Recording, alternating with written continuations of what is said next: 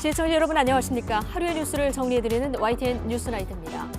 해임이 윤 대통령의 본의가 아닐 것이라는 나경원 전 의원 발언에 대통령실이 이례적 입장문까지 내고 딱 잘라 선을 그었습니다. 윤심이 재확인된 거죠. 이런 가운데 국민의힘 경선 구도에서 친윤, 반장이란 새로운 말이 등장했다는데 앞으로 여당 경선 판세 어떻게 흘러갈지 전망해 보겠습니다. 이재명 대표 변호사비 대납 의혹을 받고 있는 김성태 전 쌍방울 회장 입국하자마자 지금 검찰 조사를 받고 있습니다. 여러 갈래 검찰 수사에 반발하고 있는 민주당은 오늘 대검을 항의 방문해서 김건희 특검을 외쳤는데 대표 사법 리스크 출구 전략이 될지도 오늘 나이트 포커스에서 다뤄보겠습니다. 화요일 뉴스나이트 오늘의 헤드라인부터 정리해드립니다.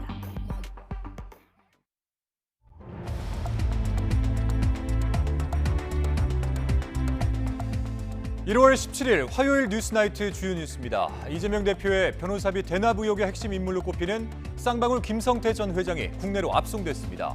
두 사람 모두 서로를 알지 못한다고 밝힌 가운데 쌍방울 전 비서실장은 법정에서 둘이 가까운 관계라는 얘기가 많이 나왔었다고 진술했습니다. 당권 도전을 고심하고 있는 나경원 전 의원이 전달 과정에 왜곡이 있어 윤 대통령이 자신을 해임했다고 주장했습니다. 김대기 대통령실 비서실장은 나 전 의원의 이런 주장을 곧바로 일축하며 그간의 처신까지 강도 높게 비판했습니다. 국회 이태원 참사 국정조사 특위가 전체 회의를 열고 야당 단독으로 결과 보고서를 채택했습니다. 또한 이상민 장관 등 증인 8명을 위증 등의 혐의로 고발하기로 했습니다. 윤석열 대통령이 아랍에미리트 국빈 방문을 마치고 스위스로 떠났습니다. 이런 가운데 아랍에미리트의 적은 이란이라는 윤 대통령의 발언을 놓고 이란이 문제를 삼으며 논란이 확산되자 정부가 서둘러 진화에 나섰습니다. 5.18 단체들이 5.18 민주화운동 당시 숨진 계엄군의 묘역을 처음으로 공식 참배했습니다. 진정한 용서와 화해로 국민 통합의 출발점이 되길 기원했습니다. 이번 설 연휴 기간 교통이 가장 혼잡한 때는 고향 가는 길은 설 전날 오전, 돌아오는 길은 설 다음 날 오후로 예상됐습니다. 모두 2,600만 명이 이동하고 이 가운데 90%는 승용차를 이용할 전망입니다. 국내 기술로 독자 개발한 전투기 KF-21이 역사적인 첫 초음속 비행에 성공했습니다. 방위사업청은 음속 돌파 시의 충격파와 공기 저항 등을 견딜 수 있는 구조적 안정성을 확인했다고 평가했습니다.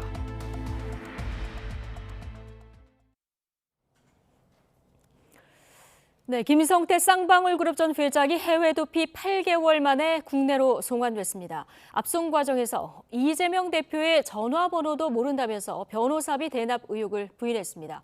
이 대표는 물론 김 전 회장까지 강하게 부인하는 상황에서 검찰로서는 확실한 물증 확보가 절실한 상황입니다. 송재인 기자가 전해드립니다.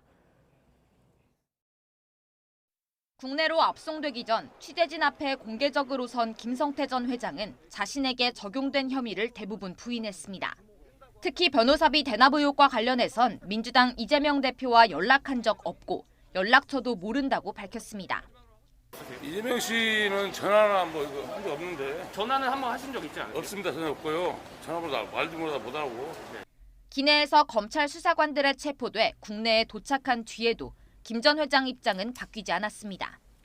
쌍방울 전환 사채 중에 변호사비로 흘러들어간 건 없었을까요? 전혀 없습니다.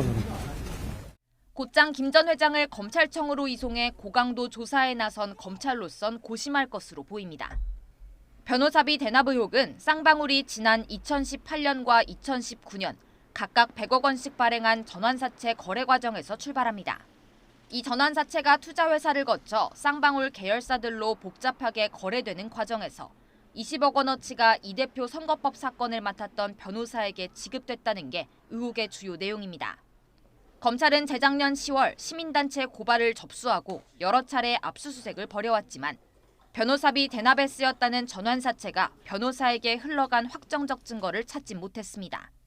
이번 의혹과 관련한 선거법 사건을 지난해 불기소 처분하면서 대납 가능성은 남아있다고 밝힌 근거도 정황적인 수준이었습니다.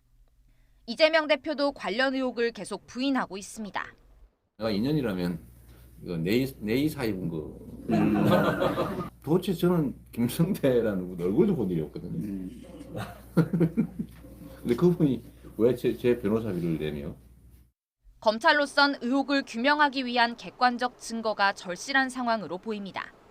그런 만큼 체포 시한 48시간 안에 청구해야 하는 구속영장에는 대납 의혹 관련 내용이 담기지 않을 수 있다는 분석도 나옵니다. 김 전 회장 체포영장에 이미 적시된 배임, 횡령 혐의, 그리고 관련자들이 구속 기소된 대북 송금 관련 혐의가 주가될 거라는 전망입니다. 검찰은 김 전 회장 체포 시한을 최대한 채워 조사하고 내일 밤쯤 구속영장을 청구할 방침입니다. YTN 송재입니다. 폭력 조직, 불법 도박, 불법 대부업, 그리고 쌍방울까지 모두 김성태 전 회장과 관련된 말들입니다. 김 전 회장은 어떻게 중견 기업인으로 급성장할 수 있었을까요? 김다연 기자가 정리했습니다. 지난 2019년 전북 군산에서 열린 새만금 시설 관련 준공식. 옆으로 길게 서 있는 사람들 사이 유독 키가 큰 한 남성이 박수를 치는 모습이 눈에 띕니다. 이 남성은 해외에서 도피 생활을 하다 최근 8개월여 만에 덜미가 잡힌 김성태 전 쌍방울 회장입니다. 전북 남원에서 나고 자란 김 전 회장은 20대 때 전주의 한 폭력 조직에 몸을 담았던 것으로 알려졌습니다. 바다 이야기를 비롯한 사행성 게임이 대대적으로 유행하던 2000년대 중반. 김 전 회장은 수도권과 호남 지역에서 불법 도박 PC방을 운영하다 적발됩니다. 이때 징역 8개월에 집행유예 2년을 선고받았습니다. 이후에도 강남에서 불법 대부업체를 운영하며 자금력을 급격히 키운 것으로 전해졌습니다. 이때 모은 자금을 바탕으로 지난 2010년엔 쌍방울 그룹을 인수했고 이후 특수차량 제작 기업인 광림, 그리고 바이오 기업 나노스 등을 인수하며 중견 기업인으로 성장합니다. 주로 무자본 인수합병 방식이 이루어졌고 쌍방울 인수 전에는 주가를 조작한 사실까지 드러나 전형적인 기업 사냥꾼이라는 비판도 나왔습니다. 김 전 회장의 현재 변호사비 대납 의혹과 대북 불법 송금 의혹 등은 민주당 이재명 대표 주변 인사들과 연결되어 있습니다. 다만 이전까지의 수사 과정에서 이 대표와의 직접적인 관련성은 나오지 않았습니다. 김 전 회장이 국내로 돌아오면서 이제 그의 입에 관심이 집중되고 있습니다. YTN 김다현입니다. 네, 쌍방울 그룹 전 비서실장이 김성태 전 쌍방울 회장과 이재명 더불어민주당 대표가 가까운 관계라는 얘기가 많이 나왔다고 재판에서 증언했습니다. 수원지방법원은 오늘 특정경제범죄법상 뇌물과 정치자금법 위반 혐의로 기소된 이화영 전 경기도 평화부지사의 재판에서 쌍방울 전 비서실장 A씨를 증인으로 불러 신문했습니다. A씨는 증인신문에 앞서 검찰에서 조사를 받았던 당시 조서를 열람하는 과정에서 김 전 회장과 이 대표, 이 부지사가 가까운 관계라고 알고 있었다고 한 진술에 대해서 맞다고 인정했습니다. 또 김 전 회장과 이 대표가 가깝다는 얘기가 회사 내에서 많이 나왔다는 진술에 대해서도 자신의 진술이 맞다고 답했습니다. 네, 한때 송환 거부 소송을 제기해서 지연전을 펼칠 것으로 예상됐던 김성태 전 쌍방울 회장이 돌연 귀국해 검찰 조사를 받게 된 배경에도 관심이 쏠리고 있습니다. 체포 뒤 구금된 수용소 환경부터 주변인들을 압박하는 검찰의 전략이 복합적으로 작용했다는 분석이 나옵니다. 김태원 기자입니다. 제 가족들 저 때문에 저 회사 사람들 구속된 거에 대해 그들 때문에 하루하루 지옥같이 살았습니다.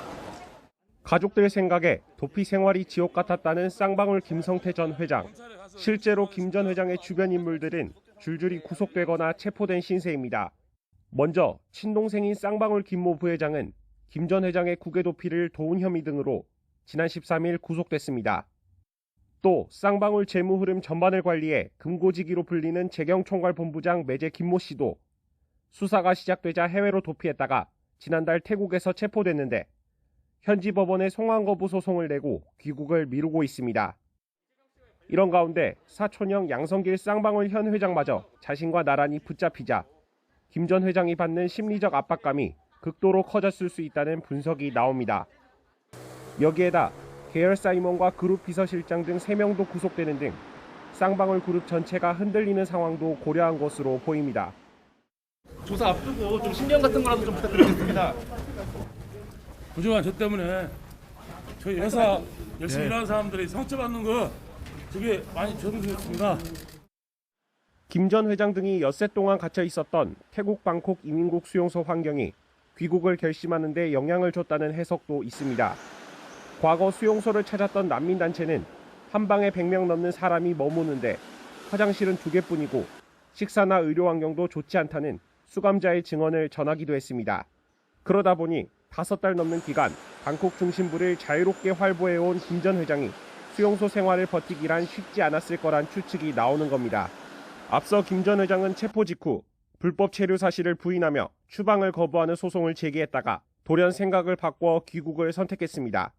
가족과 친인척을 옥죄는 포위망을 좁히는 검찰의 전략에다 직접 경험한 열악한 수용소 현실까지 겹치며 김 전 회장은 결국 한국행 비행기에 오르게 된 것으로 보입니다. YTN 김태원입니다. 김성태 전 회장이 국내로 송환되자 민주당은 짜맞추기 수사라면서 이 대표와의 연관성을 부인하는 데 주력했습니다. 반면에 국민의힘은 불법 리스크가 시작되다며 이 대표를 겨냥한 총공세에 나섰습니다. 박기환 기자입니다. 민주당 이재명 대표는 국내로 송환된 김성태 전 쌍방울그룹 회장 관련 질문에 침묵을 이어갔습니다. 김성태 회장이 지금 이 시점에 귀국하는 이유가 뭐라고 생각하십니까? 대신에 당 차원에서 적극적으로 방어에 나섰습니다. 특히 김 전 회장 송환으로 이 대표의 변호사비 대납 의혹이 주목받자 연관성을 부인하면서 검찰이 관심법으로 하는 짜맞추기 수사, 정치 수사 쇼라고 비판했습니다. 이번 설 밥상에 윤석열 정권의 치부와 실정이 올라올까봐 전전긍긍하며 야당 대표 망신주기를 넘어 악마화에 여념없는 모습입니다. 또 윤석열 정부 검찰이 내 편에는 덮어주기로 일관하고 있다면서 김건희 여사가 연루된 주가 조작 의혹 사건 특검 추진을 공식화하며 역공을 폈습니다. 이제는 단연히 관여했다는 정도의 의혹이 아니라 거의 기소에도 무관할 정도의 직접 증거가 나타났다고 검찰이 명백하게 김건희 여사에 대한 수사를 방기하고 있다. 반면에 국민의힘은 김 전 회장 송환을 고리로 이 대표 비판 수위를 높였습니다. 사법 리스크 대신에 불법 리스크라는 말을 써가면서 방탄막을 둘러쳐도 범죄 행위를 은폐할 수 없다고 맹비난했습니다. 이제 조폭 출신 김성태 전 회장이 귀국하니 쉴드를 이재명 대표가 치고 있습니다. 당당하다면 들어갔던 문으로 다시 걸어 나오십시오. 성남FC 의혹에 이어 대장동 의혹으로 재차 소환 통보를 받은 이 대표가 본회의보다 검찰 출석 횟수가 많아질 거라고 비꼬는 등 사방에서 공세를 퍼부었습니다. 이재명 대표는 일개 지역 토착 비리 혐의자일 뿐인데 썩은 내가 진동하는 지역 토착 비리는 나라의 적폐이자 불의입니다. 두 번째 소환 통보 그리고 김성태 전 회장의 송환으로 이재명 대표 관련 검찰 수사가 빠르게 몰아치면서 여야의 대치 국면도 더 가팔라지고 있습니다. YTN 박견입니다. 이재명 더불어민주당 대표에게 출석을 요구한 검찰 대장동 수사팀이 애초 알려진 오는 27일 외에도 이 대표 측에 복수의 날짜를 제시한 것으로 파악됐습니다. 크게 특혜, 배임, 지분 약속 이 세 갈래로 방대한 조사가 필요해서 하루 만에 이 대표 조사를 끝내기는 어렵다고 보고 있습니다. 나혜인 기자입니다. 검찰은 대장동 위례신도시 특혜 사건의 정점인 이재명 대표 조사에 최소 이틀이 필요하다고 보고 있습니다. 이에 따라 설 연휴 이후인 27일부터 다음 달 초 사이 여러 날짜를 이 대표 측에 주고 출석할 날을 고르라고 한 것으로 전해졌습니다. 검찰 관계자는 아직 이 대표 측 반응이 없어 구체적인 소환 일정을 말할 수 없다면서 기본적으로 확인해야 할 의혹이 적지 않다고 밝혔습니다. 핵심은 이 대표가 성남시장 시절 두 개발 사업에서 민간업자들이 받은 특혜를 알고 있었는지입니다. 검찰은 이 대표 소환을 앞두고 애초 배임 중심이었던 이번 사건의 골격을 공무상 비밀 이용이 핵심인 이해충돌 방지법 위반 혐의로 다시 정리했습니다. 민간업자들이 성남시 공무원들과 오랜 기간 유착해 내부 정보와 부당이득을 공유했다고 보고 본질은 공공과 민간의 짬짬이 지방자치 권력의 사유화라고 규정했습니다. 그러면서 대장동 일당의 공소장 곳곳엔 최종 결재권자인 이 대표의 승인 없이 이런 사업이 진행될 수 없었다는 점을 강조했습니다. 검찰은 지금까지 대장동 일당이 나눠 먹은 부당이득을 7,800억 원, 위례신도시에선 210억 원대로 추산하고 있습니다. 이 대표는 단군 이래 최대 공익 환수 사업이라고 주장하지만 최소 651억 원으로 계산된 베이맥스 역시 커질 것으로 보입니다. 성남시의 손해뿐만 아니라 이 대표 측근들이 약속받았다는 대장동 지분을 이 대표가 알았는지도 규명해야 할 대목입니다. 검찰은 이 대표 소환 통보 다음 날 정진상 전 정무조정실장과 유동규 전 본부장, 박정호 전 성남시 부시장 등 핵심 관계자들을 잇따라 다시 불러 조사했습니다. 이 대표 조사를 앞두고 막바지 준비에 나선 것으로 보입니다. YTN 나혜인입니다. 국민의힘 당권 도전을 저울질하고 있는 나경원 전 의원이 본인에 대한 해임은 윤석열 대통령의 본의가 아니며 전달 과정에 왜곡이 있었다고 주장했습니다. 이에 대해서 대통령실 김대기 비서실장은 이례적으로 입장문을 내고 윤 대통령은 정확한 진상 파악에 따라 해임한 것이라고 반박했는데요. 나 전 의원을 둘러싼 갈등이 돌고 돌아서 다시 대통령실로 넘어온 형국입니다. 조은지 기자입니다. 죽었다 깨어나도 반윤은 안 될 거라며 연일 윤심에 호소하는 나경원 전 의원이 SNS에 올린 글입니다. 저출산 고령사회위원회 부위원장과 기후환경 대사직에서 해임된 건 대통령 본의가 아니라고 생각한다. 그 결정을 내리기까지 전달 과정에 왜곡이 있었다고 본다고 썼습니다. 또 대통령을 애워싸서 눈과 귀를 가리는 여당 지도부는 결국 대통령과 그 지지 세력을 서로 멀어지게 할 거라고 강조했습니다. 자신에 대한 해임 배경에 대통령실 참모나 윤핵관들의 왜곡이 개입됐다는 취지로 읽힙니다. 채 6시간도 지나지 않아 김대기 대통령 비서실장 명의의 4줄짜리 입장문이 나왔습니다. 윤 대통령은 공적 의사결정에서 실체적 진실을 가장 중요하게 여긴다며 나경원 전 의원의 해임은 대통령의 정확한 진상 파악에 따른 결정이라고 일축했습니다. 대통령이 나 전 의원의 그간 처신을 어떻게 생각할지는 본인이 잘 알 것이라는 강도 높은 비판도 덧붙였습니다. 대통령 순방 기간 비서실장이 여당 중진 정치인에게 공개 경고장을 날린 건데 내용이나 시점 면에서 모두 윤 대통령과 참모들의 강한 불쾌감을 반영했다는 평가입니다. 실제 대통령실 핵심 관계자들은 YTN에 나 전 의원은 윤 대통령을 인사 리더십에서 객관적 판단도 못하는 무능력자로 매도했고 참모를 향해 대통령 눈과 귀를 막았다고 공격했다며 대응하지 않을 수 없었다고 지적했습니다. 공개 반박 직후 기자들과 만난 나 전 의원은 굳은 표정으로 말을 아꼈습니다. 대통령이 결정한 거다 이렇게 말씀하고 계시는데 그거에 대해서 어떻게 말씀? 드릴 말씀이 없습니다. 대통령실은 300억 달러 투자 유치 등 순방 성과가 가려질 수 있다는 점을 우려하면서도 이른바 나경원 사태에 확실히 마침표를 찍어야 한다는 인식이 강합니다. 하지만 국민의힘 당대표를 뽑는 전당대회를 앞두고 대통령실의 당무 개입 논란은 당분간 계속될 것으로 보입니다. YTN 조은지입니다. 네, 대통령실이 나경원 전 의원을 거세게 비난하면서 이번 전당대회에서 윤석열 대통령의 의중, 이른바 윤심이 어디에 있는지 다시 한번 확인됐다는 해석이 많습니다. 친윤 김기현 의원은 물론 국민의힘 초선 의원도 나 전 의원 비판에 가세했는데 대통령실의 이례적인 입장 표명이 당권 구도에 어떤 영향을 미칠지 관심이 모아지고 있습니다. 권남기 기자입니다. 친윤 당권 주자로 꼽히는 김기현 의원은 중원 공략을 위해 방문한 충청에서 나경원 전 의원을 겨냥해 한껏 날을 세웠습니다. 자신의 정치적 이익을 위해 대통령의 해임 결정을 왜곡하고 있다고 직격한 겁니다. 대통령의 해임 결정을 자신의 정치적 이익을 위해서 왜곡 해석한다면 온당한 태도가 아니라고 봅니다. 당의 자산에서 분열의 씨앗으로 변하지 않게 되기를 진심으로 바랍니다. 대통령실의 비판에 발맞춰 당내 친윤 초선 그룹도 뛰어들었습니다. 초선 의원 40여 명은 성명을 내고 대통령을 무능한 리더라고 모욕한 건 묵과할 수 없는 위선이며 대한민국에서 추방돼야 할 정치적 사기행위라고 강조했습니다. 윤 대통령이 방문했던 대구 동화사를 찾은 나 전 의원은 전당대회 출마 결심이 거의 다 섰다고 밝혔습니다. 지금 이제 마음의 결심은 거의 서가고 있습니다. 하지만 당권 도전에 나설 경우 전략 수정이 불가피해졌다는 분석이 나옵니다. 대통령실이 자신을 작심 비판한 마당에 친윤계의 공세에는 적극 반박하면서도 윤 대통령과의 거리는 좁히려던 기존 입장을 유지하긴 어려워졌다는 겁니다. 그렇다고 비윤으로 돌아설 수도 없는 나 전 의원은 전당대회 출마 여부를 확정할 때까진 윤석열 정부 성공을 거듭 강조할 것으로 예상됩니다.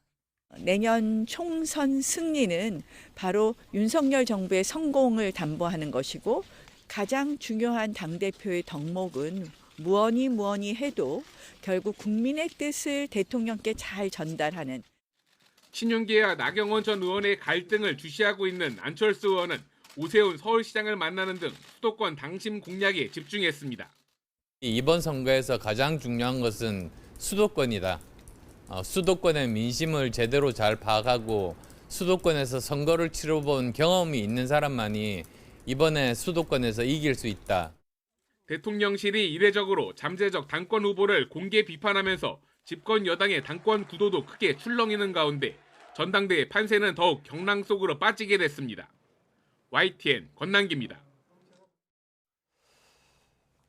이번에는 윤석열 대통령의 해외 순방 소식 전해드리겠습니다. 해외 순방 나흘째를 맞은 윤석열 대통령은 3박 4일의 아랍에미리트 일정 마지막 날 두바이 통치자와 면담하며 양국 간 협력 관계를 더욱 공고히 했습니다. 이제 스위스로 이동한 윤 대통령은 세계 경제 포럼 다보스 포럼에 참석하며 국제사회 연대 방안을 담은 특별 연설에 나서게 되는데요. 아랍에미리트에서의 성과와 스위스에서의 일정까지 아부다비에서 박석영 기자가 전하겠습니다. 3박 4일 UAE 국빈 방문 일정 마지막 날. 윤석열 대통령은 미래비전 두바이 포럼 참석을 위해 수도 아부다비에서 두바이로 향했습니다. 포럼 모두 발언에서 윤 대통령은 과학기술과 국제적 연대를 통해 인류 문제의 해결이 필요하다고 제언했습니다. 과학기술은 끊임없는 혁신으로 진화하되 우리가 지향하는 가치를 실현하는 일에 전적으로 기여할 수 있게 되어야 합니다. 이어 UAE 부통령 겸 총리인 두바이 통치자와 면담하며 다양한 분야에서의 협력을 이야기했습니다. 특히 UAE가 추진하는 탈탄소 첨단 산업 전환 등 미래 50년 프로젝트를 이행하는 데 있어 대한민국이 가장 믿을 수 있는 동반자가 되겠다고 강조했습니다. 이번 국빈 방문에서 한 UAE 정상회담, 바라카 원전 방문, 비즈니스 포럼 등 다양한 일정을 소화한 윤 대통령. 300억 달러 대규모 투자 유치와 한 UAE 공동 성명 합의, 양국 간 양해각서 48건 등 굵직한 성과를 쌓아 올렸습니다. 경제 행보는 두 번째 순방지인 스위스에서도 이어집니다. 핵심 일정은 세계 각 나라 정상과 경제계 인사들이 모이는 민간주도 세계경제포럼인 다보스 포럼 특별 연설입니다. 공급망 강화, 청정에너지 전환, 디지털 질서 구현을 위한 국제협력과 연대 방안이 담길 것으로 보입니다. 국내 5대 그룹 총수들 뿐 아니라 인텔, IBM, JP모건, 무바달라 등 해외 주요 기업의 CEO들과 만나는 간담회도 예정돼 있습니다. 새해 첫 순방지 UAE에서의 국빈 방문을 마무리하며 중동붐 원년에 첫 발을 내디뎠다고 자평한 대통령실. 윤 대통령은 스위스에서도 경제 외교 성과를 추가하는 데 힘을 쏟을 것으로 보입니다. 아부다비에서 YTN 박석영입니다. 아랍에미리트의 적은 이란. UAE 순방 도중 나왔던 윤석열 대통령의 발언에 대해서 이란 정부가 외교적으로 부적절하며 심각하게 지켜보고 있다, 이렇게 밝혔습니다. 논란이 확산되자 우리 정부는 서둘러 진화에 나섰습니다. 신현준 기자입니다. 아랍에미리트 순방 도중 현지에 주둔 중인 우리 아크 부대를 찾은 윤석열 대통령. 부대 장병들을 격려하면서 한 말이 논란이 됐습니다. 그리고 이 형제국의 안보는 바로 우리의 안보입니다. UAE의 적은 가장 위협적인 국가는 이란이고 우리의 적은 북한입니다. 이에 대해 이란 외무부는 불편한 기색을 감추지 못하며 한국 정부의 설명을 기다린다고 밝혔습니다. 윤 대통령의 발언이 UAE를 포함한 페르시아만 연안 국가들과 이란의 역사적 우호적 관계, 그리고 최근 급속히 진행되는 긍정적인 발전을 모르고 있다는 점을 보여준다고 주장했습니다. 좋은 관계는 아니지만 6년 만에 다시 대사를 보내서 작년 8월부터는 다시 대사급 외교를 하고 있거든요. 우리의 주적이 이란이다 이런 말을 할 만한 상황도 아니고. 논란이 확산하자 정부는 서둘러 진화에 나섰습니다. 대통령실은 이번 발언이 현재 한국과 이란 양자 관계와는 무관하고 우리 장병들을 격려하기 위한 취지였다고 해명했습니다. 외교부도 불필요하게 해석되는 일이 없기를 바란다고 거듭 강조한 뒤 이란과는 1962년 수교 이후 오랜 우호 협력 관계를 이어왔으며 지속적 관계 발전에 대한 정부의 의지는 변함없이 확고하다고 덧붙였습니다. 서울과 테헤란 양측의 외교 채널을 통해서 이란 측에 우리 입장을 명확하게 설명했습니다.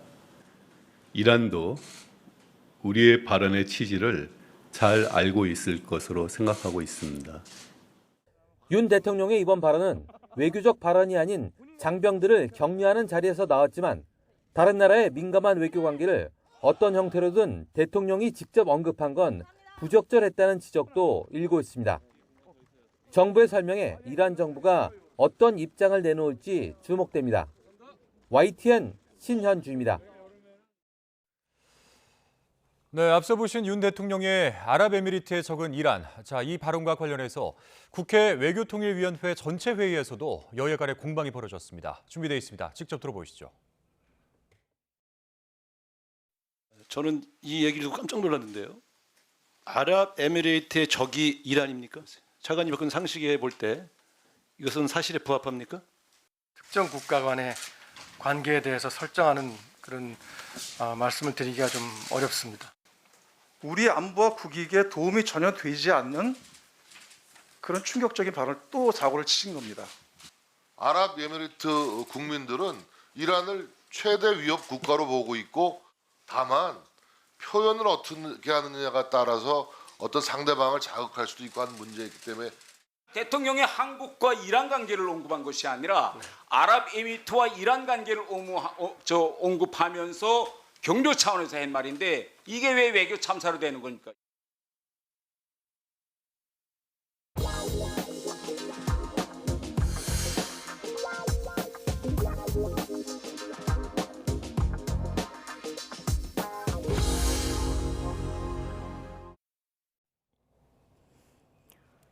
성산대교 보수공사에서 부실 시공과 부실 감독이 무더기로 적발됐다는 소식 전해드렸는데요.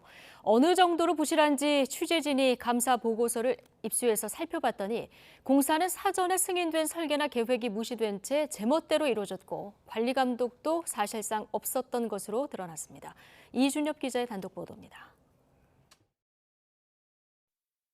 서울시 감사에서 부실 시공과 부실 감독으로 67건이나 지적사항이 나왔던 성산대교 성능 개선 공사. 취재진이 감사 보고서를 통해 공사 과정을 살펴봤더니 그야말로 금이 갈 만한 상황이었습니다. 성산대교 보수공사에 활용된 건 프리캐스트 콘크리트 공법입니다. 공사 기간을 아끼기 위해 현장에서 바로 콘크리트를 붓는 대신 공장에서 미리 만든 콘크리트판을 가져와 까는 방식입니다.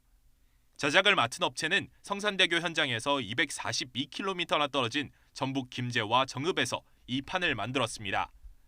그런데 시공사 측은 이때 적재함 길이보다 긴 바닥판을 1m에서 3m 튀어나온 상태로 실어오면서도 아무런 보호 조치를 하지 않았습니다.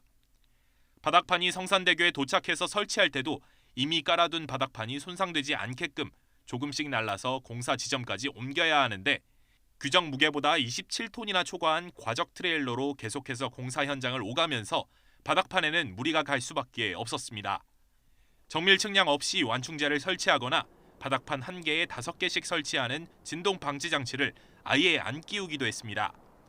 이렇게 서울시가 승인한 설계나 계획이 무시되고 마구잡이로 공사가 이뤄진 데는 이유가 있었습니다. 감독이 부실했던 겁니다. 바닥판 품질을 제대로 관리하기 위해서는 감리와 시공사 점검이 철저히 이뤄져야 합니다. 하지만 성산대교 북단 155일, 남단 42일에 이르는 바닥판 제작 기간 가운데 실제 점검이 이뤄진 건 각각 3일 뿐. 대신 서울시에는 매일 참여했다고 허위 보고했습니다. 심지어 남단공사에서는 책임질 현장 대리인조차 아예 없었습니다. 시공사가 서울시에 대리인으로 승인받고 보고한 사람은 현장 대리인 선임 사실조차 전달받지 못했다고 감사위원회에 진술했습니다. 결국은 현장 대리인이 없었다든지 또는 이제 감리가 현재 계속 상주하지 않고 일정 특정 일만 상주를 하면서 감렸다는 것은 결국 이제 부실시공을 할 수 있는 그런 여건을 만들어줬다. 결국 성산대교에 생긴 균열은 품질 관리를 위한 기본적인 관리 감독이 사실상 없는 상태의 마구잡이식 공사가 만들어낸 결과물이라는 지적이 나옵니다. YTN 이준엽입니다. 대법원 판결에도 국내 최대 대중제 골프장인 스카이 72 골프장 부지를 인천국제공항공사에 돌려주지 않은 기존 운영사를 상대로 법원이 강제 집행에 나서면서 충돌이 빚어졌습니다. 분말 소화기가 뿌려지고 욕설과 고성이 난무한 가운데 6탄전까지 벌어지면서 부상자도 발생했습니다. 강성호 기자입니다. 최저기온이 영하 7도를 기록한 이른 아침, 인천지방법원 집행관실이 강제 집행을 시작하겠다고 말하면서 충돌이 시작됐습니다. 집행관실은 법원 역사상 최대 규모인 600여 명을 동원해 골프장 진입을 시도했습니다. 그러나 골프장 안에서 식당 등을 운영하는 시설 임차인 측 역시 500여 명을 동원해 강제 집행에 맞섰습니다. 경찰도 대거 동원돼 상황 정리에 나섰지만 분말 소화기가 뿌려지고 고성과 욕설이 오가는 등 혼란한 상황이 이어졌습니다. 법원 집행관실은 클럽하우스 등 건물에는 진입하지 못하고 골프장 코스 곳곳에 알림 팻말을 꽂아두는 것으로 집행을 대신했습니다. 임차인들은 법적 효력이 없는 집행이고 오히려 임차인들의 재산권을 침해한 조치라며 집행관 측에 민형사상 책임을 묻겠다고 반발했습니다. 형식적으로 팻말을 붙였는데 그게 무슨 실효적인 명도 완료라고 볼 수가 없어요. 우리가 그냥 계속 점유하게 될 것 같아요. 강제 집행 현장에서 보수단체 회원들이 시위를 벌이면서 혼란은 더욱 커졌습니다. 이들은 지난 2020년 스카이 72 골프장의 새 운영자를 선정하는 과정에 전 정부 유력 인사가 개입했다며 권력형 비리라고 주장하고 있습니다. 입찰 과정의 권력형 비리 가능성과 공항공사 측의 배임 혐의에 대해서는 현재 대검의 재기수사 명령으로 인천지검에서 수사를 벌이고 있습니다. 지난해 말 대법원의 판결로 스카이 72 골프장에 대한 소유권과 사용권 분쟁이 일단락됐지만 앞으로도 또 다른 소송전이 이어지면서 갈등이 계속될 것으로 보입니다. YTN 강성욱입니다. 네, 수도권 광역급행철도 GTX 지하화 반대 집회를 이어가고 있는 음마아파트 재건축 추진위원회가 집회 과정에서 제대로 된 증빙 서류 없이 공금을 불투명하게 집행하는 등 운영상 허점이 대거 적발됐습니다. 정부는 일부는 수사 의뢰하고 과태료를 부과하는 등 엄정 대응하기로 했습니다. 이동우 기자입니다. 음마아파트 재건축 추진위가 광역급행철도 GTX가 이 아파트 지하를 관통하는 데 대해 반대 시위를 하고 있습니다. GTX 우리하라! GTX 우리하라! GTX C노선 건설사인 현대건설의 대주주 정의선 회장 집 근처에서 시위하다 법원으로부터 제지 명령을 받기도 했습니다. 그런데 추진위가 시위 비용에 공금을 임의로 사용했다는 의혹이 불거졌습니다. 정부 조사 결과 추진위는 GTX 반대 집회 비용 9,700만 원을 지출했지만 세대별 서면 동의 결과를 증빙하는 자료는 없었습니다. 집회 참가비를 받은 사람들이 실제 집회에 참여했다는 입증 자료 역시 없었습니다. 장부나 증빙 서류를 5년간 보관하지 않으면 1년 이하의 징역 또는 1천만 원 이하의 벌금을 받을 수 있습니다. 정부는 안전에 문제가 없다고 여러 차례 밝혔는데 추진위가 시위를 주도한 것입니다.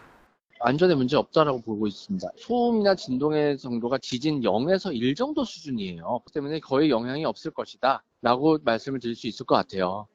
주민총회를 통해 사전에 예산안을 의결해야 하지만 추진위가 임의로 운영비를 집행한 뒤 예산안을 사후 추인한 점도 확인했습니다. 추진위가 월간 자금 입출금 내역, 주민총회 의사록 등 정보를 공개하지 않거나 정보 공개 의무를 위반한 사례도 55건 적발됐습니다. 회계를 부적격하게 처리한 13건도 적발됐습니다. 정부는 이번에 적발한 사례 가운데 4건은 수사 의뢰하고 16건은 과태료를 부과하는 등 엄정 대응하기로 했습니다. 또 GTX C 노선과 집안에 대한 근거 없는 주장으로 주민을 선동하는 데 대해서는 법적 조치를 취할 계획입니다. YTN 이동호입니다. 50대 교정직 공무원이 만취 상태로 고속도로를 역주행해 마주오던 차와 충돌했습니다. 상대차 조수석에 앉은 30대가 안타까운 목숨을 잃었는데 역주행의 시작은 또 다른 뺑소니 사고였습니다. 이윤재 기자의 보도입니다. 대구와 부산을 잇는 고속도로 CCTV. 주행 방향을 알리는 화살표와 반대로 승용차 한 대가 내달립니다. 상향등을 번쩍이며 1차로를 거꾸로 달리자 마주오던 차들이 가까스로 피합니다. 하지만 경차 한 대가 끝내 피하지 못했고 조수석에 있던 30대가 안타까운 목숨을 잃었습니다. 또 두 차량 운전자도 크게 다쳤습니다. 사고를 낸 사람은 교정직 공무원인 50대 여성 A씨, 면허 취소 수준의 만취 상태였습니다. 가해자는 차 안에 운전석에 가만히 멍하니 앞만 바라보고 있었죠. 술 냄새가 조금 났었어요. 처음에는 몰랐는데 말씀을 하시니까 술 냄새가 좀 나오고 이러셔가지고. 역주행의 발단은 뺑소니였습니다. 대구 도심에 있는 교차로입니다. 이곳에서 가해 차량이 우회전하던 중에 앞차를 들이받았는데 사고 수습은 하지 않고 그대로 달아났습니다. 피해 차량이 쫓아가며 경찰에 신고했지만 잡지 못했고 결국 고속도로까지 거꾸로 도망가면서 사고가 난 겁니다. 피해 차량 되시는 분이 아마 따라갔는 것 같아요. 112 신고를 하면서 이렇게 따라가다가 그 가해 차량은 역방향으로 들어가는 걸 보고 그렇게 이제 고속도로에서 사고가 난 그런 상황인 것 같습니다. 경찰은 A씨가 회복하는 대로 정확한 사고 경위를 조사할 방침입니다. YTN 이윤재입니다. 고속도로를 달리던 화물차에서 소주 수백 병이 도로 위로 쏟아지는 사고가 발생했습니다. 오늘 오후 1시 5분쯤 강원도 양양군 동해고속도로 양양-나들목 서울 방향에서 68살 A씨가 몰던 화물차에서 소주 상자 40여 개가 도로 위로 떨어졌습니다. 이 사고로 다친 사람은 없었지만 쏟아진 소주 수백 병과 상자가 도로 한 개 차선을 막아 2시간여 동안 일대 도로가 통제됐습니다. 경찰은 회전 구간에서 화물차가 한쪽으로 쏠리면서 무게를 이기지 못해 소주 상자가 도로에 쏟아진 것으로 보고 정확한 사고 경위를 조사하고 있습니다. 이태원 참사 국정조사위원회가 55일 동안의 활동을 마무리했지만 끝까지 여야 합의는 이루어지지 못했습니다. 결국 민주당 등 야3당은 국정조사 보고서를 단독 채택했고 이상민 행안부 장관 등 8명을 고발하기로 했습니다. 손효정 기자의 보도입니다. 이태원 국정조사 활동 기한 마지막 날, 여야는 결과 보고서 채택을 놓고도 끝내 이견을 좁히지 못했습니다. 국민의힘은 모든 책임을 윤석열 대통령과 이상민 행정안전부 장관에 덮어 씌우려 한다며 보고서 내용에 동의할 수 없다고 반발했습니다.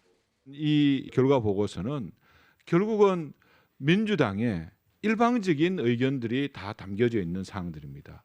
결과 보고서는 이 정쟁적 요소가 배제된 위원회에서 반면 민주당을 비롯한 야3당 위원들은 대통령의 사과와 이상민 장관 파면 촉구를 담아야 한다고 맞섰습니다. 대통령의 유가족에 대한 진정한 사과 문제라든가 또 이상민 장관의 파면 촉구 이런 거에 대한 병기가 쉽지 않았습니다. 특히 청문회 과정에서의 이상민 장관의 발언을 위증 혐의로 고발할 건지를 놓고도 언성을 높였습니다.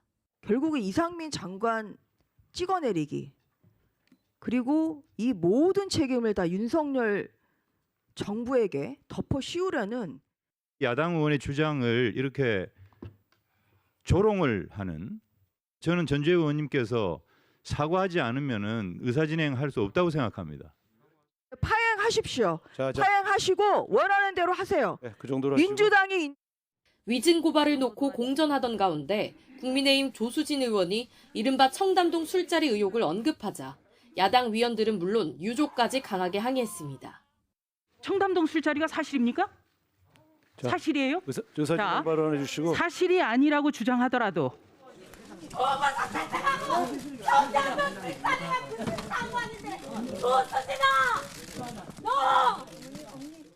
결국 여당 위원들이 퇴장한 가운데 야3당 단독으로 결과 보고서를 채택했고 이상민 장관과 윤희근 경찰청장 등 증인 8명을 위증 등 혐의로 고발하는 안도 단독 처리됐습니다.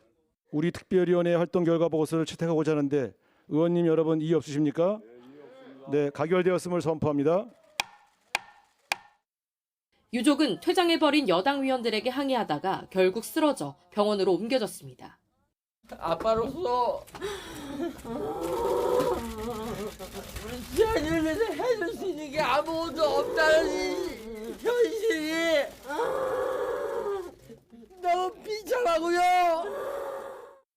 우여곡절 끝에 이태원 국조특위가 55일 동안의 활동을 마쳤지만 진상규명이라는 애초 목적과 달리 정치 공방과 주무기관의 책임 회피 논란만 남았다는 지적이 나옵니다.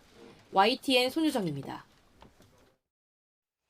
네, 분향소 주변 막말과 현수막 게시 등 2차 가해 집회를 막아달라며 이태원 참사 희생자 유족들이 보수단체에 대한 접근 금지 가처분 신청을 냈었죠. 처음 열린 관련 신문에서 보수단체 측이 유족의 추모 행위를 방해한 적이 없다고 맞섰는데요. 법원은 다음 달 초 유가족 측의 신청을 받아들일지 결정할 예정입니다. 임성재 기자가 보도합니다. 지난달 말 서울 용산구 녹사평역 인근에 마련된 이태원 참사 시민분향소. 주변으로 보수단체 신자유연대가 내건 현수막들이 눈에 띕니다. 야당 정치인을 거론하며 참사와 연관짓거나 더는 슬픔을 강요하지 말라는 내용 등이 담겼습니다. 이태원 참사 유가족협의회는 신자유연대가 이런 현수막에 더해 분향소 주변에서 집회를 열며 추모를 방해한다며 법원에 접근 금지 가처분 신청을 냈습니다. 첫 신문에서 유가족협의회 측은 신자유연대 소속 회원들이 무대 차량과 확성기까지 동원해 희생자들을 모욕하고 조롱하는 발언을 했다고 주장했습니다.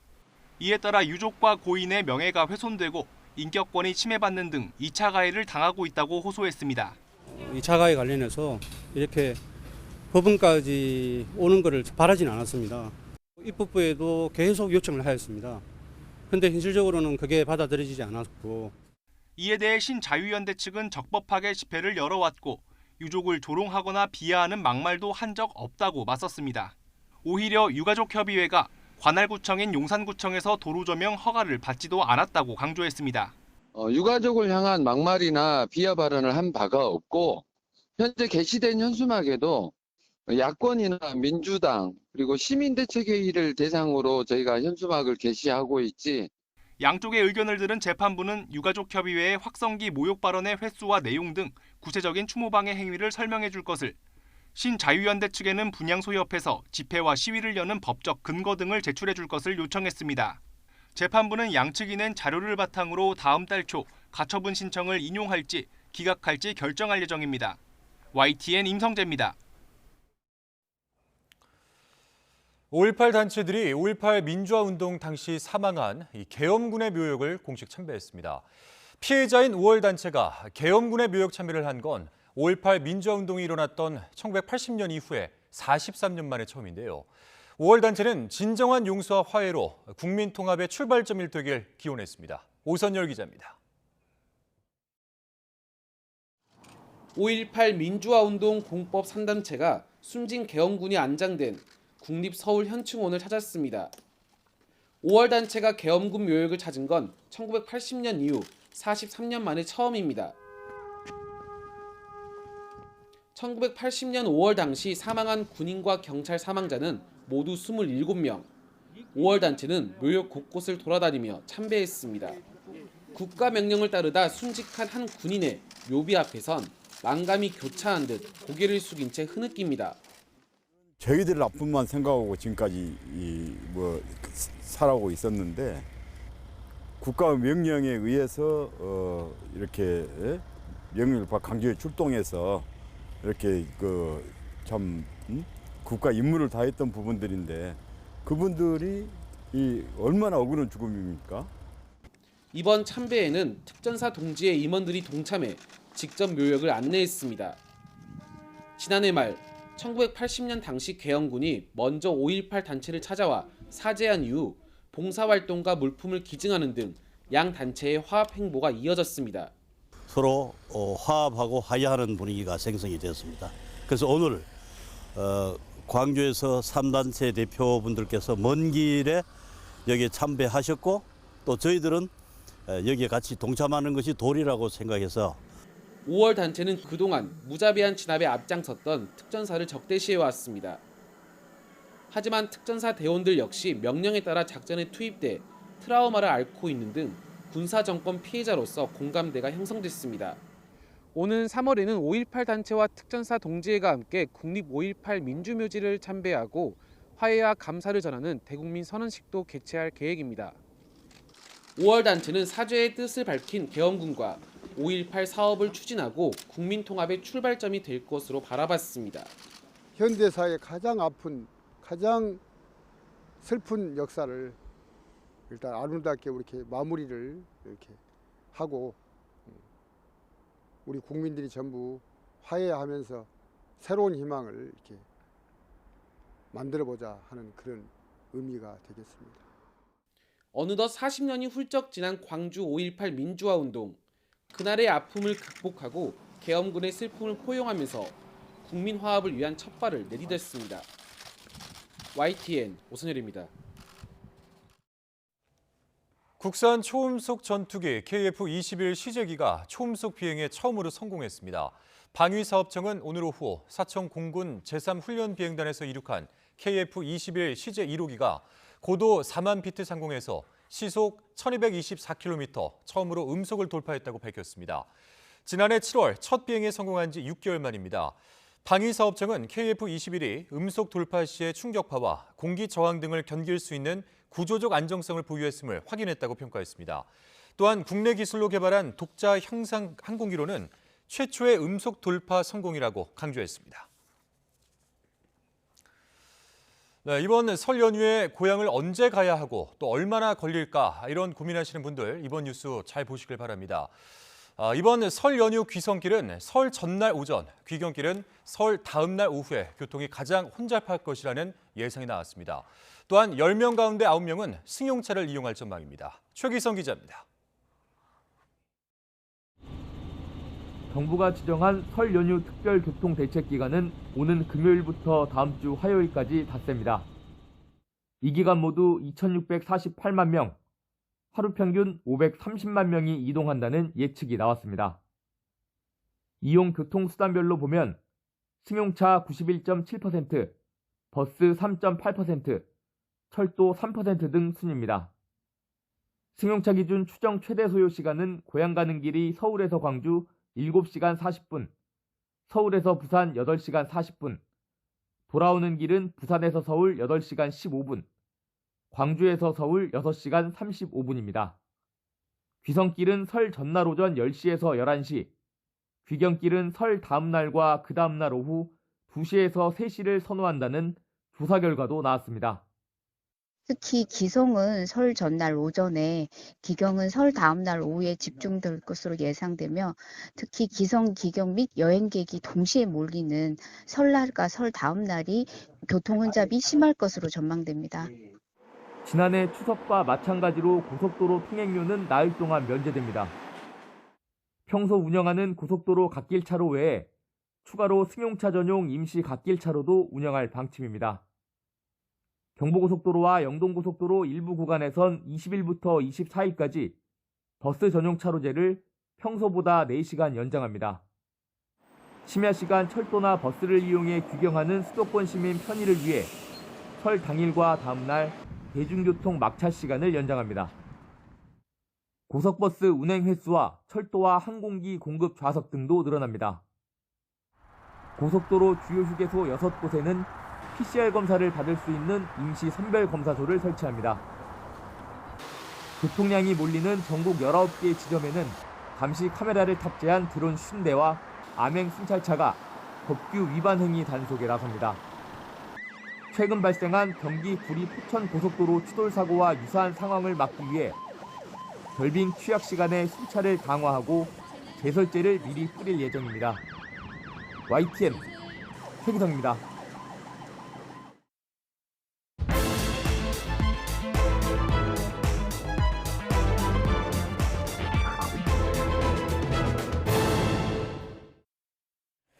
네, 오늘의 정치권 관심 뉴스들 진단해보는 나이트 포커스. 천하람 국민의힘 전남 순천갑 당협위원장 그리고 김성회 정치연구소 생크와이 소장 두 분 모셨습니다. 어서 오십시오. 안녕하세요. 네, 안녕하십니까.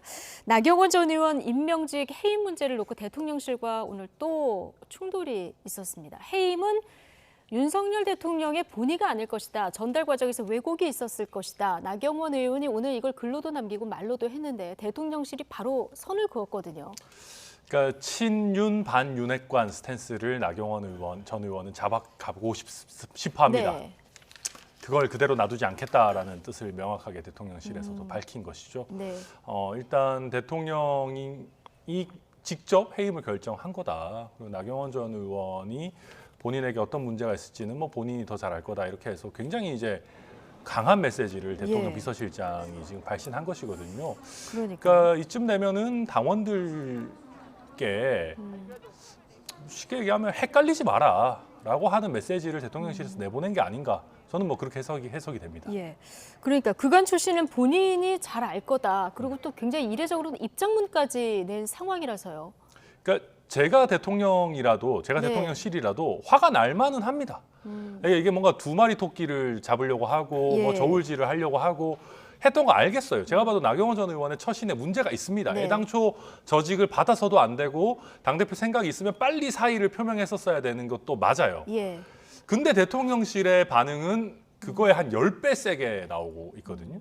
그러니까 예를 들면 이제 나경원 전 의원이 이렇게 좀 소위 말해 간을 보고 있으면 대통령실 입장에서 빨리 거취를 결정해 달라. 우리가 당신에게 맡긴 자리는 매우 중차대한 자리다. 이거 지금 이렇게 두 마리 토끼 잡으려고 하면 안 된다라는 정도의 메시지만 나가면 그래 뭐 그럴 수 있겠다라고 할 텐데 그거보다 굉장히 세게 무슨 상종 못할 사람이다, 자기 장사다 이렇게 나가다가 이제 해임까지 해버리니까 야 이거는 진짜 세다 뭐 이렇게 느껴지는 거죠. 객관적 판단도 못하는 무능력자로 대통령을 매도했다. 자, 대통령실 관계자는 이런 얘기도 이제 전한 것으로 알려지고 있는데, 자, 나경원 전 의원 오늘 행선지까지 공개하면서 대구 동화사를 방문했는데 여기 윤석열 대통령이 대선 기간 중에 방문했던 곳입니다. 끊임없이 지금 나는 친윤이다 이 메시지는 계속 강조하고 있는데요. 아닌 것도 아니지 않습니까? 나경원 의원이 지금까지 언제 한번 윤석열 대통령에 대해서 명시적으로 혹은 암묵적으로 반대를 표시하거나 한 적이 없습니다. 물론 지금 천하람 위원장님 잘 지적하셨지만 받았으면 당대표 꿈꾸지 말고 당대표 꿈꿀 거면 빨리 박차고 나왔으면 좋았겠죠. 그건 그건데 그렇다고 해서 지금 윤석열 정부가 운영을 잘못하고 있고 이런저런 문제가 있으니까 내가 당대표로 나가서 혁신하겠다 이야기를 하는 것도 아니지 않습니까? 그냥 있는데 지지율이 잘 나오니까 이거 내가 해볼 수 있겠는데? 라고 생각하고 소박한 꿈을 품다 이게 점점 더 커지는 상황인데 갑자기 이제 하다 안 되니까 대통령 비서실장이 나와서 빨간색 페인트를 들고 나서 온몸에다 이제 나경원 의원한테 뿌리고 이 사람 아닙니다라고 지금 선언한 상황이거든요. 나경원 의원으로서는 당황스러울 수밖에 없겠지만 정치를 길게 본다라고 하면 어쨌든 주변에 있는 사람들이 이상하게 구는 것이고 나는 대통령과 항상 함께 갈 사람이다를 지금 이야기하고 있는 것인데 지금 이번 그 국민의힘 제도에서 결승전을 만들어 놓은 이 결선 투표 제도 때문에 누가 올라갈지를 알 수 없는 상황이 되지 않습니까? 예를 들어서 나경원 대 안철수의 그림이다. 이렇게 되면 결국 대통령실이 나경원을 선택하게 될 것이다라는 전제를 깔아놓고 지금 일종의 선거운동을 하고 있는 것이 아닌가 보여집니다. 여권 내에서 반응은 지금 엇갈리고 있습니다. 나경원 전 의원에게 내부 총질하지 말아라 이런 의견이 한편에서 있고 또 한편에서는 당무 개입이다 이런 주장도 나오는데 좀 대통령실 의중은 정확히 뭐 오늘로서 확인이 됐습니다만은 이 당무 개입 논란도 불가피할 것 같아요. 그러니까 이게 이제 뭐 당무 개입인지 아니면 나경원 전 의원의 처신에 대한 어떤 불쾌감의 표시인지 뭐 이건 해석은 다양하게 나올 수 있겠습니다만 결과적으로 당대표 선거에 영향을 미친다라는 거는 명확해 보입니다. 그러다 보니까 아니 지금 당대표 선거를 앞두고 유력한 주자에게 이렇게까지 해야 되냐라고 하는 얘기는 뭐 충분히 할 수 있다고 보이고요. 저는 나경원 전 의원 아까 뭐 김성애 소장님도 말씀해 주셨지만 내부 총질을 뭘 얼마나 했나 솔직히 잘 모르겠습니다. 그러니까 말씀하신 것처럼 뭐 유승민 전 의원이 하듯이 대통령의 잘못을 직접 겨냥해서 비판하거나 이런 거는 저는 거의 찾아보지 못했거든요. 근데 이제 대통령 주변에 있는 사람들, 소위 말하는 뭐 윤핵관이라고 한 사람들이거나 뭐 김장연대나 뭐 이런 분들에 대해서만 각을 세우고 있단 말이에요. 근데 이것도 못하게 하면은 사실은 당내에서 정치 활동을 어떻게 합니까? 당에 있는 다른 사람들하고 각 세우면서 정치하는 거 아니겠습니까?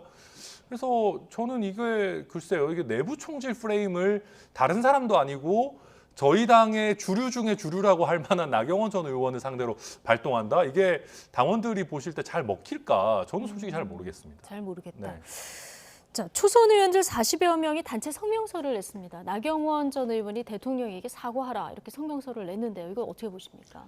너무 이상하다고 생각합니다. 지금 뽑히신 후보들이 아마 이 선거로 따지면 지난번 황교안 대표가 뽑으신 분들로 보여지는데, 아니 아무리 그래도 뭐 이런 당대표 선거에 대통령 비서실장이 재차기 한번 했다고 한 40명 좀 우르르 모여서 연명해갖고 나경원 의원이 되네 안 되네를 따진다는 자체가, 이건 지금 당대표 선거에 대통령실 거의 직접 개입되어 있는 모양새라서 결과가 어떻게 나오든 그 정치적 모든 책임이 대통령실로 돌아가게 되고, 총선의 결과도 오롯이 전부 다 윤석열 대통령 개인에게 책임을 지우는 형태로 가고 있어서 국민의힘이 정무적으로 지금 판단을 제대로 하고 있는 것인지, 그리고 이 초선 의원들 이렇게까지 하고 나서 동네 가서 선거운동하면 이게 잘 될까요? 저는 남의 당 일이지만 걱정이 많이 됩니다. 예. 자, 나경원 의원 해임 통보를 받고도 사실 꿋꿋이 나는 친윤이다. 그리고 내가 정말 친윤이다 이런 얘기를 꾸준히 해왔었는데, 오늘 이 김대기 비서실장의 공개 반박을 받아들고는 어떤 생각을 하고 있는지 참 궁금합니다. 자, 오늘 기자들과 만났는데요. 이 얘기 잠시 듣고 오시겠습니다. 해임은 대통령이 결정한 거다 이렇게 말씀하고 계셨는데, 부분에 대해서 어떻게 말씀하세요? 드릴 말씀이 없습니다. 오늘 초선 의원님도 방금 성명서를 내셨는데 제가 그 내용을 아직 못 봤기 때문에 드릴 말씀이 없습니다, 오늘은. 네, 드릴 말씀이 없습니다. 자, 이 발언만 들을 수 있었는데 표정도 좀 굳어 있는 것 같고요. 이 드릴 말씀이 없습니다. 여기에 어떤 그 마음들이 좀 숨어 있을까요? 아마 굉장히 힘들 겁니다. 네. 그 사실은 좀 어안이 벙벙할 겁니다. 그러니까 아니 뭐 아무 상관없는 저도 보면서 야 이게 갑자기 어떻게 이렇게 됐나 어안이 벙벙하거든요. 만약에 정치 뉴스를 한 두세 달 정도 안 보신 국민들이면은 네. 아니 어쩌다가 나경원 전 의원이 비주류의 상징처럼 됐나? 아마 깜짝 놀라실 겁니다. 보시는 국민들도. 그렇기 때문에 본인도 되게 당혹스러울 거고, 지금 가면 갈수록 나경원 전 의원의 아슬아슬한 줄타기가 어려워질 겁니다. 그렇다고 해서 예를 들면 여기서 나경원 전 의원이 완전한 비주류 스탠스로 간다? 예. 그거는 한 30%의 함정에 빠지는 것이거든요. 뭐 거기서 뭐 나유 연대니 뭐 나이 연대니 무슨 네. 유승민 이준석 대표와의 연대 이런 얘기도 나오는데, 그렇게 가는 순간 본인의 원래 캐릭터에도 안 맞고 거기에 이제 갇혀버리는 효과가 나올 수 있어요. 그러면 나경원 전 의원 입장에서는 친윤 표심을 어느 정도 끌고 가면서 비주류는 자기를 자연스럽게 따라오게 해야 되는데 지금 가면 갈수록 친윤 표심을 유지하는 게 어려운 상황으로 가고 있다. 지금 전당대회가 거의 2달 가까이 남았기 때문에, 그래서 본인도 지금 아마 굉장히 좀 곤혹스러운 그런 상황일 겁니다. 예. 앞으로 나오는 여론조사 추이가 무엇보다 굉장히 중요할 것 같은데, 이제 마음의 결심은 거의 섰다. 이게 오늘 오전 발언이거든요. 자, 오늘 대통령실의 이 반응을 받아들고 나경원 전 의원은 어떤 생각을 하고 있을까요?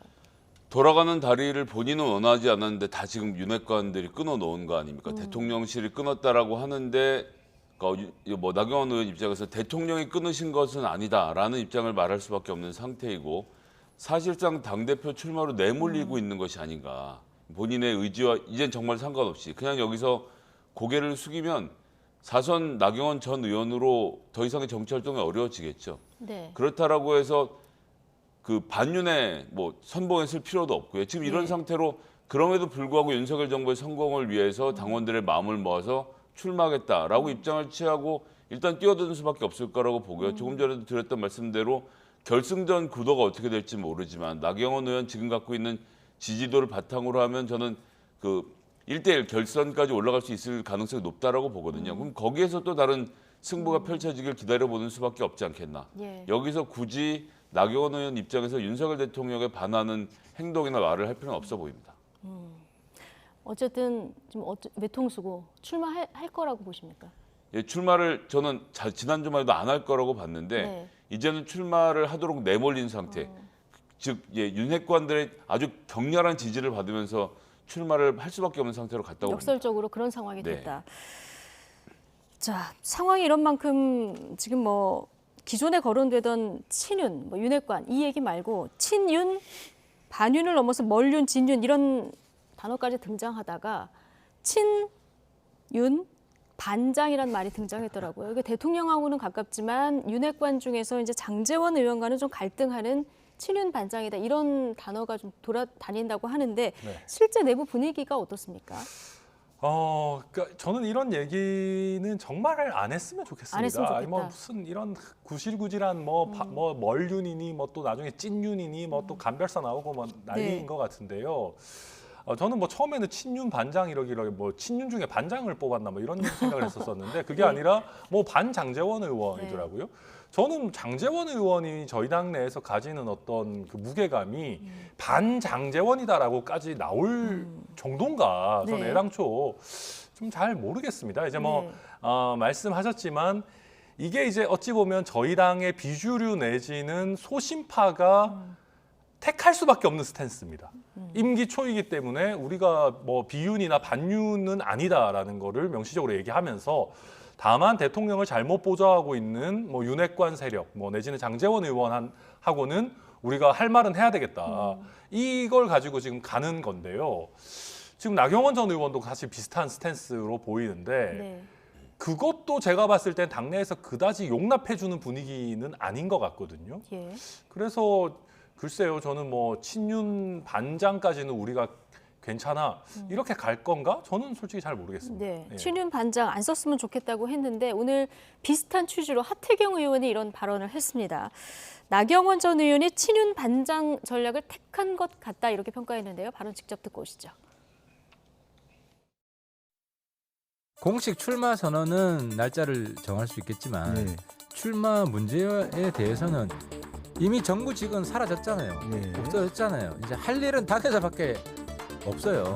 그러니까 당대표 출마 거의 외통수예요. 나경원 의원은 지금 보면 친윤 반장 이런 식으로 이제 전략을 정리한 것 같아요. 이제 윤석열 대통령 위해서는 이제 열심히 노력하겠지만 당 내에 이제 소위 윤핵관 장제원 의원으로 대표되는 윤핵관하고는 거리를 두겠다.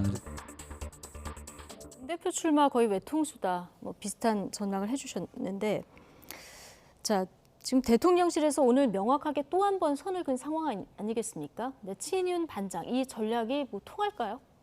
전 될 가능성이 있다라고 봅니다. 장제원 의원이 실수를 한 번도 안 하겠느냐라고 물어보시면 전 할 거라고 봅니다. 언제가 됐든. 윤석열 대통령의 성공을 바라는 국민의힘 당원들은 기본적으로 절반을 훨씬 넘어서 분포하고 있습니다. 지금 당원이 80만인 거 뭐 여러 가지 이유가 있지만 어쨌든 윤석열 정부가 들어서고 나서 들어서는 과정에서 입당했던 분들이 많거든요. 이번만큼은 국민의힘이 잘했으면 좋겠다라는 생각으로 당원 가입하신 분들이라서 방법은 여러 개지만 윤석열 정부의 성공을 원하는 입장이시란 말이죠. 그런 상태에서 지금 장제원을 포함한 소위 말하는 친윤그룹이 딱 자리를 잡고 있는 상태면 이 사람들이 실수를 했을 때 거기에 대한 세력이 존재를 해야 되는데 그런 분들 입장에서는 유승민 의원이나 이준석 전 대표는 너무 멀리 계신 분들이죠. 그렇다고 하면 그런 자리에서는 나경원 의원이 언제나 선택적 대안이 될 수 있기 때문에 저 스탠스를 지금 유지하고 있는 것은 이번 당대표 선거도 선거지만 앞으로 총선까지의 과정을 쭉 놓고 보면 본인이 취할 수 있는 최선의 스탠스가 되어 있다고 봅니다. 예. 근데 앞서 이제 장제원 의원의 무게감이 반장 이 단어까지 나올 정도냐 얘기하셨지만 구글 트렌드를 한번 보실까요? 구글 트렌드만 봐도 장제원 의원 존재감이 뭐 만만치 않습니다. 저기 보면 이제 파란색 그래프가 장제원 의원이고요. 빨간색 그래프가 김기현 의원입니다. 그리고 이제 안철수, 유승민 의원도 이제 표시가 돼 있긴 한데요. 자, 저기 보시면 1월 15일인데요. 장제원 의원이 100까지 올라가 있고 김기현 의원이 당권 주자인데 14 정도거든요. 이날이 일요일 오후에 장제원 의원하고 나경원 의원이 SNS 설전을 벌이던 이때예요. 저 구글 트렌드로만 봤을 때는 어떠십니까? 아니 뭐 설전을 장제원 의원이 스스로 나서서 펼치니까 트렌드는 많이 나오죠. 근데 이제 뭐 말씀하신 것처럼 지금 굉장히 많은 주목을 받고 있는 것은 사실인데 그렇다고 해서 뭐랄까요, 뭐 저희 당을 이끌어가는 정말로 큰 리더냐, 뭐 저는 솔직히 그렇게 생각이 잘 되지는 않고요. 근데 그럼에도 불구하고 저는 장제원 의원이 저런 식으로 존재감을 너무 크게 가져가는 것은 김기현 의원에게 굉장히 안 좋다고 생각합니다. 그러니까 김기현 의원도 어제 김장년대 철 지났다. 잘 잡은 거죠, 이거는. 예. 저는 김기현 의원 생각 잘 하셨다고 생각하고, 저도 이제 최근에도 김기현 캠프에 있는 분들이랑도 얘기를 해보는데 예. 위기감을 많이 느껴요. 김기현 의원이 가려진다 이런 거에 대해서. 저는 뭐 저거는 김기현 의원 잘 얘기했다고 보고, 저희 당원들이요. 권성동 원내대표나 장제원 의원이나 이런 분들을 막 너무 좋아하고 이러지 않아요. 그러니까 오히려 대통령에게 해가 될 때도 있다라는 걸 당원들도 알고 계시기 때문에 저는 장제원 의원의 존재감이 이거보다 더 크게 지속적으로 간다라고 하면은 역풍도 충분히 나올 수 있다 그렇게 봅니다. 예. 자, 어쨌든 나경원 전 의원이 출마 움직임을 보이면서 지금 경선판도 출렁출렁 하고 있는데 판세를 조금 더 자세히 전망을 해보겠습니다. 먼저 가장 큰 변수가 이제 결선 투표인데요. 이게 친윤그룹에서는 어떻게 보면 안전판이다 이런 분석이 나오지 않았습니까? 그런데 이게 자칫 잘못하면 걸림돌이 될 수도 있을 것 같아요. 어떻게든 유승민 의원은 제끼겠다는 생각으로 결승전을 만들어 놓은 거죠. 1대1 구도가 되면 무조건 우리 쪽이 이길 수 있다는 생각으로 밑판을 깔아놨는데 나오라는 유승민 의원은 어디 간지 지금 사라져버린 형국이 됐고 예. 거기에를 나경원, 안철수 의원이 포위하고 있습니다.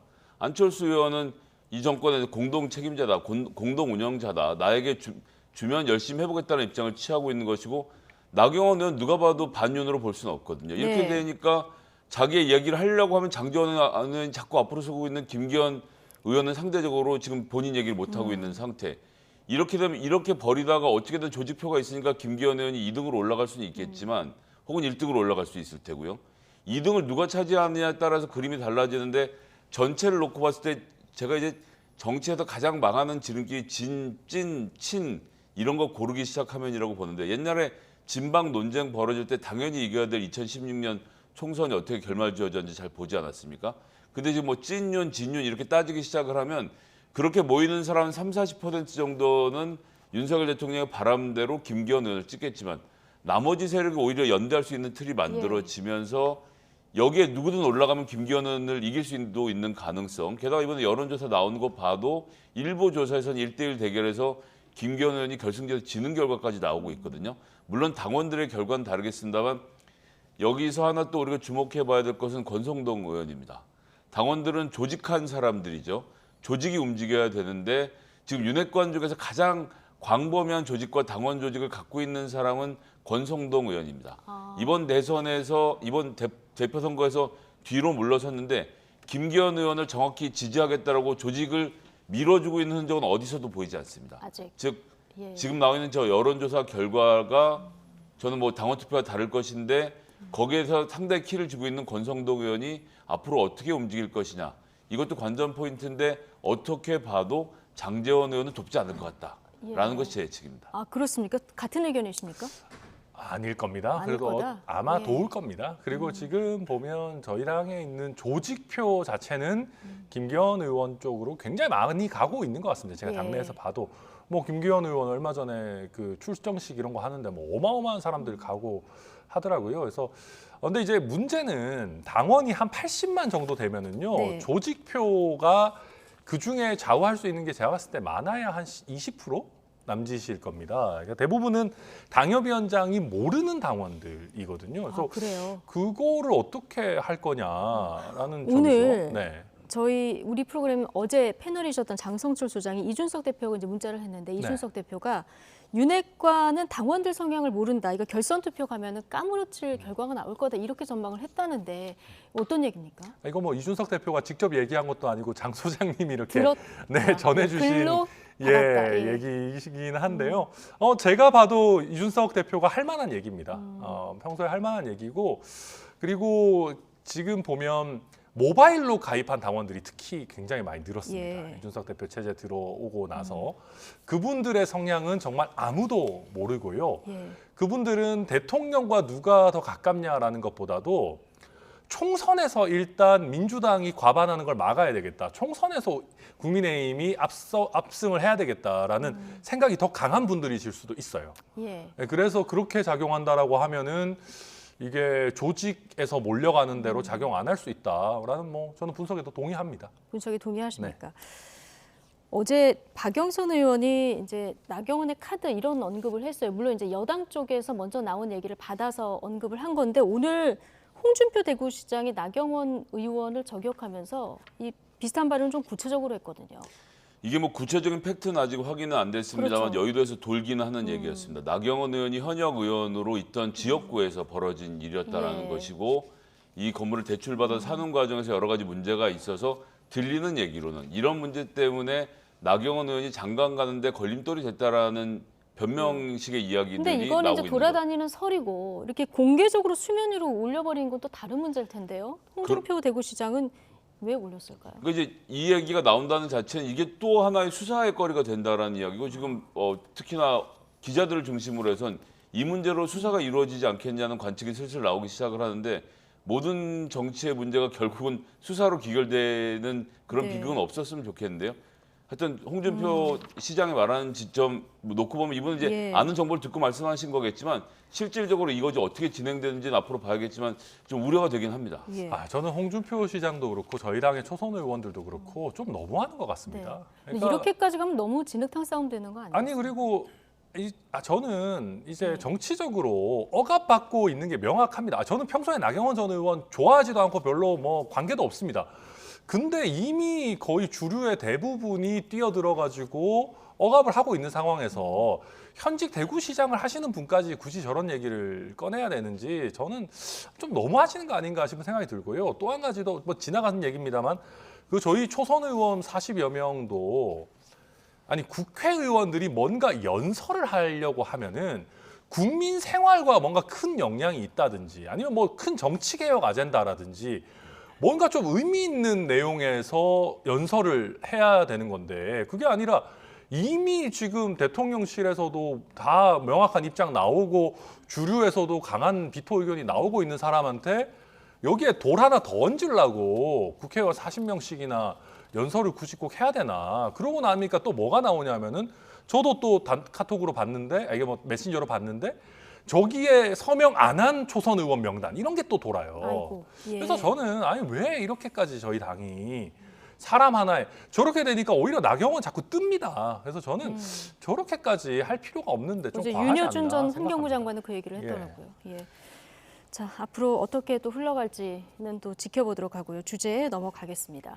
쌍방울 김성태 전 회장 오늘 오전에 입국해서 이 시간 현재 조사를 받고 있습니다. 성실히 수사를 받겠다 이런 입장을 밝혔지만 의혹 대부분은 부인했는데요. 자, 얘기 직접 듣고 오시죠. 저 때문에 저 회사 사람들 구속된 거에 대해서 그것 때문에 하루하루 지옥같이 살았습니다. 뭐 김치 먹고 뭐 생선을 좀 먹었는데 그걸 황제 대표라고 하고 근데 다 제가 모든 게 불찰이니까 제가 검찰에 가서 충실히 조사받고 소명하겠습니다. 이재명 대표 측이랑은 뭐 연락 주고받은 건 없으신 건가요? 없습니다. 정시정 망명 검토하셨다는 사실인가요? 없어요. 아, 예. 쌍방울 전환 사태 중에 변호사비로 흘러들어간 건 없었을까요? 전혀 없습니다. 이재명 대표는 전혀 모르십니까? 연락한 적도 없고요. 측근들도요? 전혀 모릅니다. 네. 자, 출국하기 전과 입국 후 인터뷰를 저희가 각각 들려드렸는데 일단 변호사비 대납 의혹의 핵심 인물 아니겠습니까? 그래서 어떤 입장을 내놓을지 참 이 부분 관련해서 가장 관심이었는데 이재명 대표 전혀 모른다 이런 입장을 계속 견지하고 있어요. 네, 근데 이제 지난번에 남욱 변호사 뭐 인터뷰나 입국할 때 이런 거 봐도 저런 단계에서 얘기하는 거는 큰 의미가 없는 것 같습니다. 그냥 이제 처음에는 일단 모르쇠로 선을 긋는 것이고요. 결국 핵심은 검찰에서 구체적인 뭐 자료를 들이대면서 예. 진짜 모르냐라고 저 사람의 어떤 방어막을 깰 수 있느냐 하는 것이고요. 다만 제가 재밌게 보고 있는 것은 쌍방울의 뭐 전 임원 뭐 비서실장 예. 했다는 분도 사실은 뭐 둘이 아는 사이다 뭐 이런 얘기를 법정에서까지 지금 하고 있는 예. 상황이고 저도 법조계에 있으면서 이게 소문을 듣고 하는 것도 친 이재명계 법조인들도 있습니다. 원래 뭐 네. 이재명 대표도 변호사시기 때문에 그런 분들도 쌍방울과 굉장히 비정상적일 정도로 가까운 관계에 있는 거 아니냐 뭐 이런 얘기가 예전부터 있었거든요. 네. 예, 그런 것들 아마 앞으로 차근차근 나오면 오늘 같은 인터뷰를 지속하기는 쉽지 않지 않을까 뭐 제 추측입니다. 그런데 의혹은 있지만 쌍방울 전 비서실장의 법정 진술은 뭐 이거 들었다는 얘기인 거고요. 그리고 김성태 전 회장 얘기는 본인이 직접 얘기한 거잖아요. 그렇죠. 근데 이제 뭐 예를 들면 그런 겁니다. 이화영 전 평화부시장 이런 사람들이 연결고리로 나오는 거죠. 그러면 이화영 부시장이 쌍방울에서 이런 식으로 이제 따뜻하게 지내다가 경기도로 가서 그 이후에도 뭐 자동차도 쓰고 뭐 법인카드도 쓰고 뭐 그랬다는 거 아니겠습니까? 게다가 이화영 부시장을 연결고리로 해가지고 이재명 대표가 상대적으로 취약한 대북 문제를 쌍방울과 손을 잡고 풀어가려고 했던 것 아니냐라는 얘기까지 쭉 나오고 있어요. 그러니까 이런 부분들이 종합해보면 과연 이재명 대표와 김성태 전 회장이 정말 아예 모르는 사이겠느냐. 이재명 대표 말처럼 정말 내복 사 입은 거 말고는 관계가 없는 사이겠느냐. 저는 이화영 한 사람만 놓고 봐서도 그러기에는 쉽지 않을 거다. 그렇게 봅니다. 예, 검찰이 48시간 동안 이제 체포 상태에서 조사를 할 수 있으니까 좀 봐야 될 텐데 출국 전에 장면을 보면은 책 한 권을 들고 있더라고요. 시골 무사 이성계던가요? 이 책을 들고 있었고 그리고 조금 전에 들어보셨지만 내가 김치도 먹고 생선회도 좀 먹긴 했는데 황제 도피를 한 건 좀 억울하다 이런 취지의 얘기를 했거든요. 이분 골프장에서 잡혔는데. 예, 하나만 한 소리죠. 예, 누가 보아도 해외에서 이 휴양 개념으로 있었던 것으로 보여지고 당시에 한국 경찰이 저기 있는 교포, 회장들 이런 분들을 중심으로 좀 쫓아다니면서 결국 잡아냈다는 거 아닙니까? 누가 봐도 황제성 도피였고 잘못된 행동이었죠. 근데 이분 왜 도망 나갔는지 우리가 다시 한번 곱씹어서 생각해 보면요. 탈출 당시에 했던 것은 특수부 검사 수사관이 전직 특수부 검사 수사관을 고용했던 쌍방울에게다가 정보를 넘겨주고 있었어요. 그리고 이 자료가 이태영 변호사, 이재명 대표의 변호사였던 이태영 변호사 사무실에서 압수수색 과정에서 발견되면서 특수부가 야 이거 이재명 대표가 검찰의 자료까지 빼돌리고 있구나 라고 시작해서 이 건을 수사를 시작했던 거죠. 근데 막상 파놓고 보니까 이태영 변호사가 아닌 이남석 변호사가 관련됐다는 것이 들통났고 이남석 변호사는 잘 알고 있듯이 이 특수부 출신으로 윤석열 대통령과 굉장히 가까운 사이거든요. 사건이 이렇게 되니까 이 문제가 또 위험을 덮이는 과정에서 물론 이 사람도 기소는 됐습니다만 그 상태에서 이 김성태 씨가 도망을 나간 거예요. 그러니까 이재명 대표와 연관이 된 건으로 도망 나간 게 아니었는데 잡아올 때는 갑자기 이재명 대표를 중심에 놓는 것. 왜 검찰이 이 이야기를 하는지. 이 사람이 도망 나갔던 이유는 전환사채 수사하고 있는 걸 특수부 거를 내부의 자료를 자기들이 빼주면서 걸렸던 것이었고 쌍방울이 사회이사 중에서요. 2명이 판사, 1명이 경찰관 그리고 무려 9명이 검사입니다. 검사장 출신부터 시작해서 지금도 현직으로 남아있는 사람들이 많고 쌍방울 대표 지금 보셨지만 굉장히 좀 예전에 무슨 뭐 조직에서 일하셨다는 지금 소문도 있는 분인데 검찰들을 주위에다 둘러싸놓고 본인을 보호했던 이유가 무엇일지를 찾아내야죠. 근데 과연 그걸 찾을지 아니면 변호사비 대납만 들여다볼지 검찰이 자기 팔을 잘라낼 수 있을지가 전 하나의 또 관전 포인트가 될 거라고 생각합니다. 체포영장 시한 48시간. 그러면 아마 내일 새벽쯤 만료가 될 텐데 체포 만료 전에 검찰은 구속영장 청구하려고 하지 않겠습니까? 그런데 이제 변호사비 대납 의혹 같은 경우는 김성태 전 회장도 모른다. 그렇게 얘기하고 이재명 대표도 전혀 모른다 이렇게 얘기를 하고 있는 상황이라서 이걸로 그 영장을 치기는 좀 힘들 것이다 이런 전망이 나오는데 도피 생활 중에 얼마나 검찰에서 증거를 수집해 놨는지는 봐야 되겠습니다만은 김성태 전 회장 구속영장 같은 경우는 제가 봤을 때는 거의 약간 땅 짚고 헤엄치기입니다. 이게 조금 그렇습니까? 과한지 혐의가 워낙 모르겠습니다만은. 많죠. 혐의가 너무 많고 일단 회사 돈을 횡령해서 본인이 굉장히 많이 지니고 있었고 그게 또 국내에서 이제 해외로 가지고 가게 되면 또 외국환 거래법 이런 것들도 다 문제가 되고 혐의가 워낙 많기 때문에요. 저는 뭐 예를 들면 무리하지 않고 뭐 변호사비 대납까지 안 가더라도 구속영장 받아내는 데는 아무 문제가 없을 거다. 게다가 도피까지 한 전력이 있는 분이기 때문에 이게 도피를 했으면 거의 100%입니까? 거의 저는 제가 뭐 100%는 조금 위험한 말입니다만은 그래도 매우 높은 확률로 영장은 나올 겁니다. 해외 도피에서 딱 한 사람 살아남았던 사람이 용산 경찰 용산 세무서장 윤우진 씨가 이남석 변호사를 윤석열 검사가 소개시켜줬을 당시 이분이 해외 도피 1년 반 하고 한국에 돌아왔는데 검찰 브로커로 의심받았던 거 아닙니까? 구속되지 않았고요. 결국 명예 은퇴까지 했던 전력이 있기 때문에 아예 불가능한 건 아닙니다. 여기서 또 윤우진으로 드립을 해오실지는 제가 기억력도 정말 좋으세요. 민주당 일각에서는 김성태 입국이 검찰이 꿰맞춘 시나리오다 이런 얘기가 나왔습니다. 좀 이건 어떻게 보십니까? 그러니까 저는 뭐 그렇게까지 얘기하고 싶지는 않고요. 그런데 딱 하나 확실한 건 있습니다. 이재명 대표를 변호했던 사람들의 이름은 판결문에 다 나와 있죠. 그리고 뭐 공식 기록으로 확인되지 않습니까? 검찰이 쌍방울의 계좌 지금 다 뒤져본 상태잖아요. 김성태 회장은 쌍방울에서 그 변호사들에게 5천만 원이든 1억이든 넣어준 흔적이 있다면 잡아서 처벌하면 됩니다. 왜 그걸 못한다고 하는 거지? 김성태 회장의 진술이 왜 필요한지, 그 돈이 변호사들에게 뜻없이 전달된 흔적만 찾아내면 저 그걸로 좀 수사를 제대로 했으면 좋겠습니다. 어떻게 보세요? 안민석 의원이 이런 주장을 했는데요. 안민석 의원이야 뭐 약간 잘못된 음모론의 대표 주자 같은 분이니까 그 안민석 의원 얘기 뭐 굳이 뭐 반박할 필요가 있겠습니까? 근데 만약에 제가 시나리오를 짠다면은요, 이재명 대표 조사받기 뭐 한 이틀 전 정도에 귀국시키지 않을까 싶은데요. 오히려 뭔가 분위기도 더 이렇게 만들고 또 이재명 대표 멘탈도 한번 뭐 흔들릴지 모르겠으나 흔들고. 근데 이게 뭐 저렇게 가지고 이제 음모론적으로 접근하기 시작하면은 뭐 한도 끝도 없죠. 그래서 저는 이런 얘기는 오히려 본질을 흐리고 이 야당 탄압이라고 하는 민주당의 핵심 주장을 좀 우습게 만든다. 저는 그렇게 봅니다. 자, 안민석 의원한테 반박까지 할 얘기는 아니었긴 했는데 이 체포한 건 사실 경찰입니다. 경찰이 다 잡고 검찰이 언론 플레이만 했기 때문에 검찰이 시나리오 보기는 좀 무리가 있는 것 같네요. 심지어는 아마 현지 경찰이 중요한 역할을 했을 거예요. 그래서 뭐 민주당은 저희 검찰이 뭐 어마어마하다고 생각하시는 모양인데 그 정도로 영향력이 태국 경찰을 움직일 정도는 아니다. 만사에 미치는 검찰은 아닐 겁니다. 자, 어쨌든 이재명 대표 또 한 번 소환 요구를 받았죠.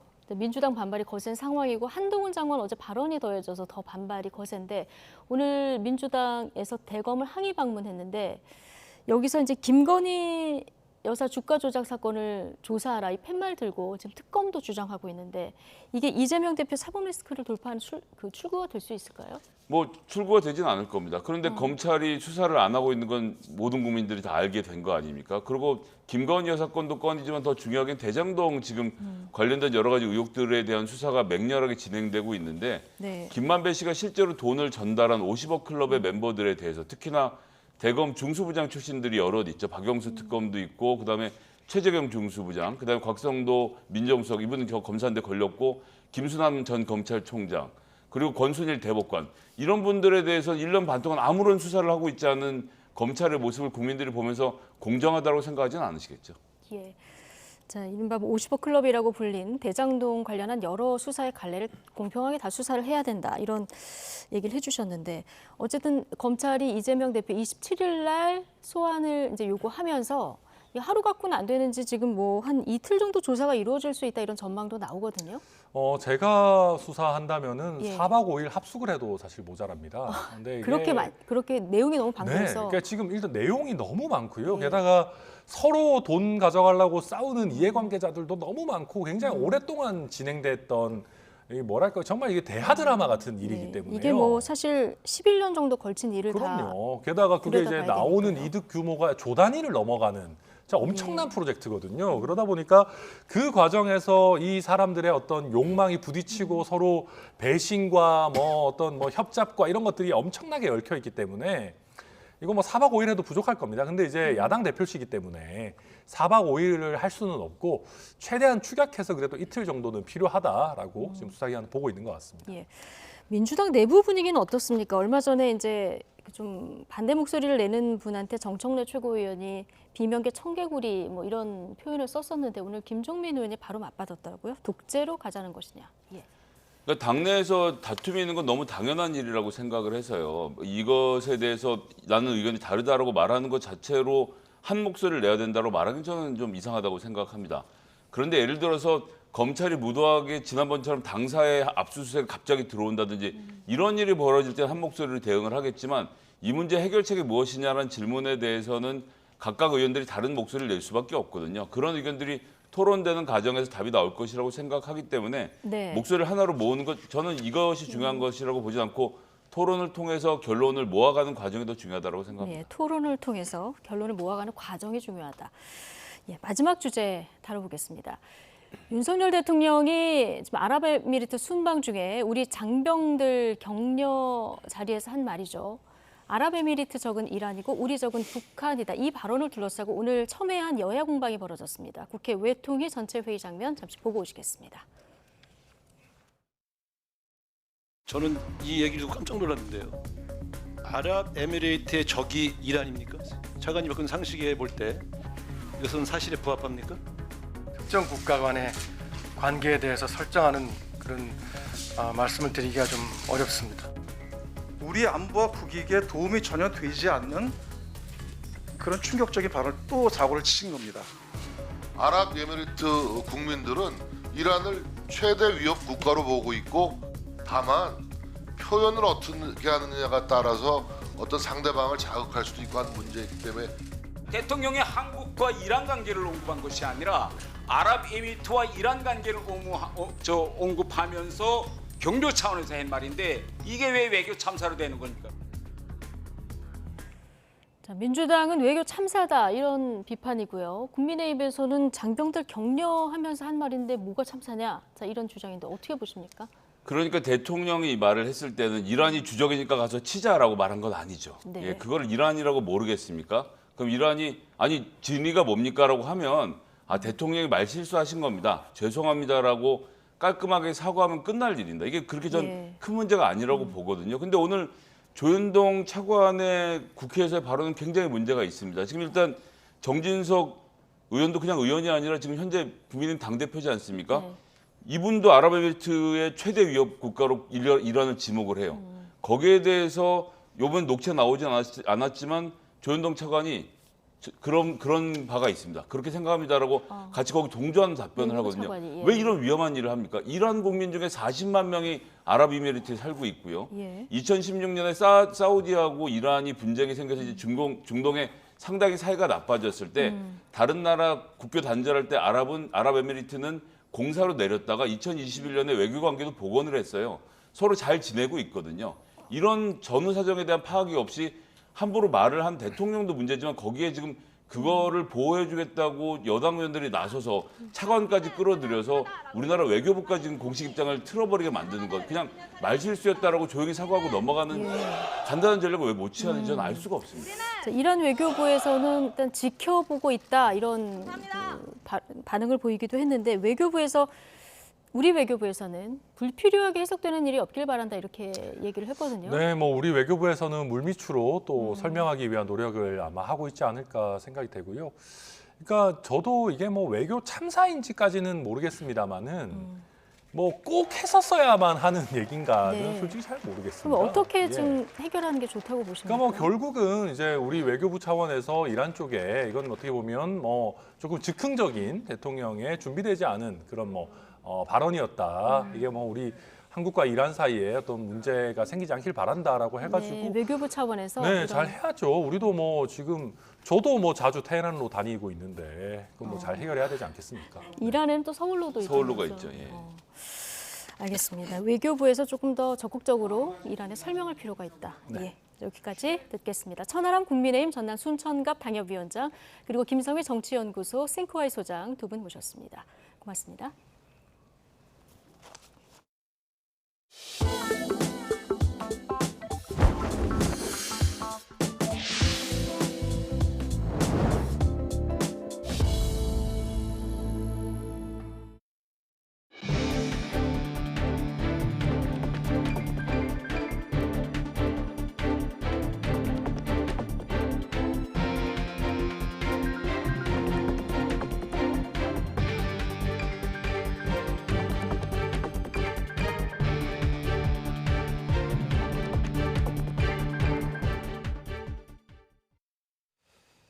국민의힘 당권 도전을 저울질하고 있는 나경원 전 의원이 본인에 대한 해임은 윤석열 대통령의 본의가 아니며 전달 과정에 왜곡이 있었다고 주장했습니다.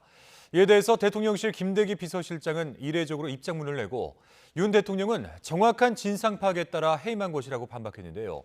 나 전 의원을 둘러싼 갈등이 돌고 돌아서 다시 대통령실로 넘어온 형국입니다. 조은지 기자입니다.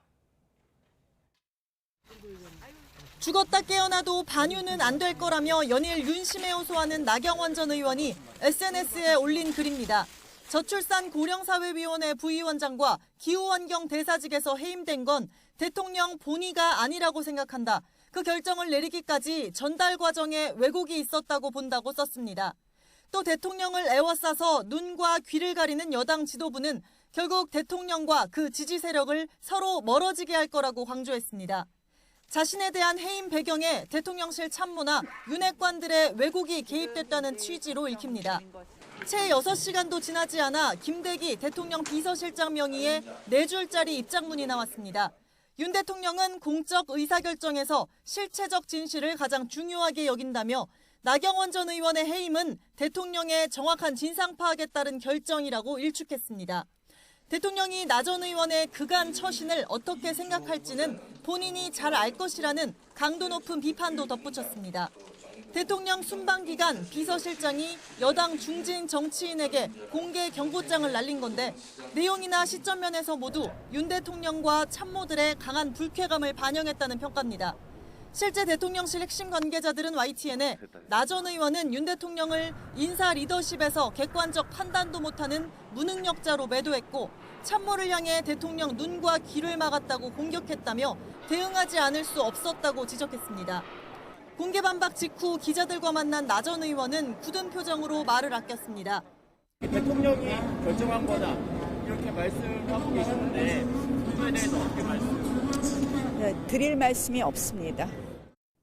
대통령실은 300억 달러 투자 유치 등 순방 성과가 가려질 수 있다는 점을 우려하면서도 이른바 나경원 사태에 확실히 마침표를 찍어야 한다는 인식이 강합니다.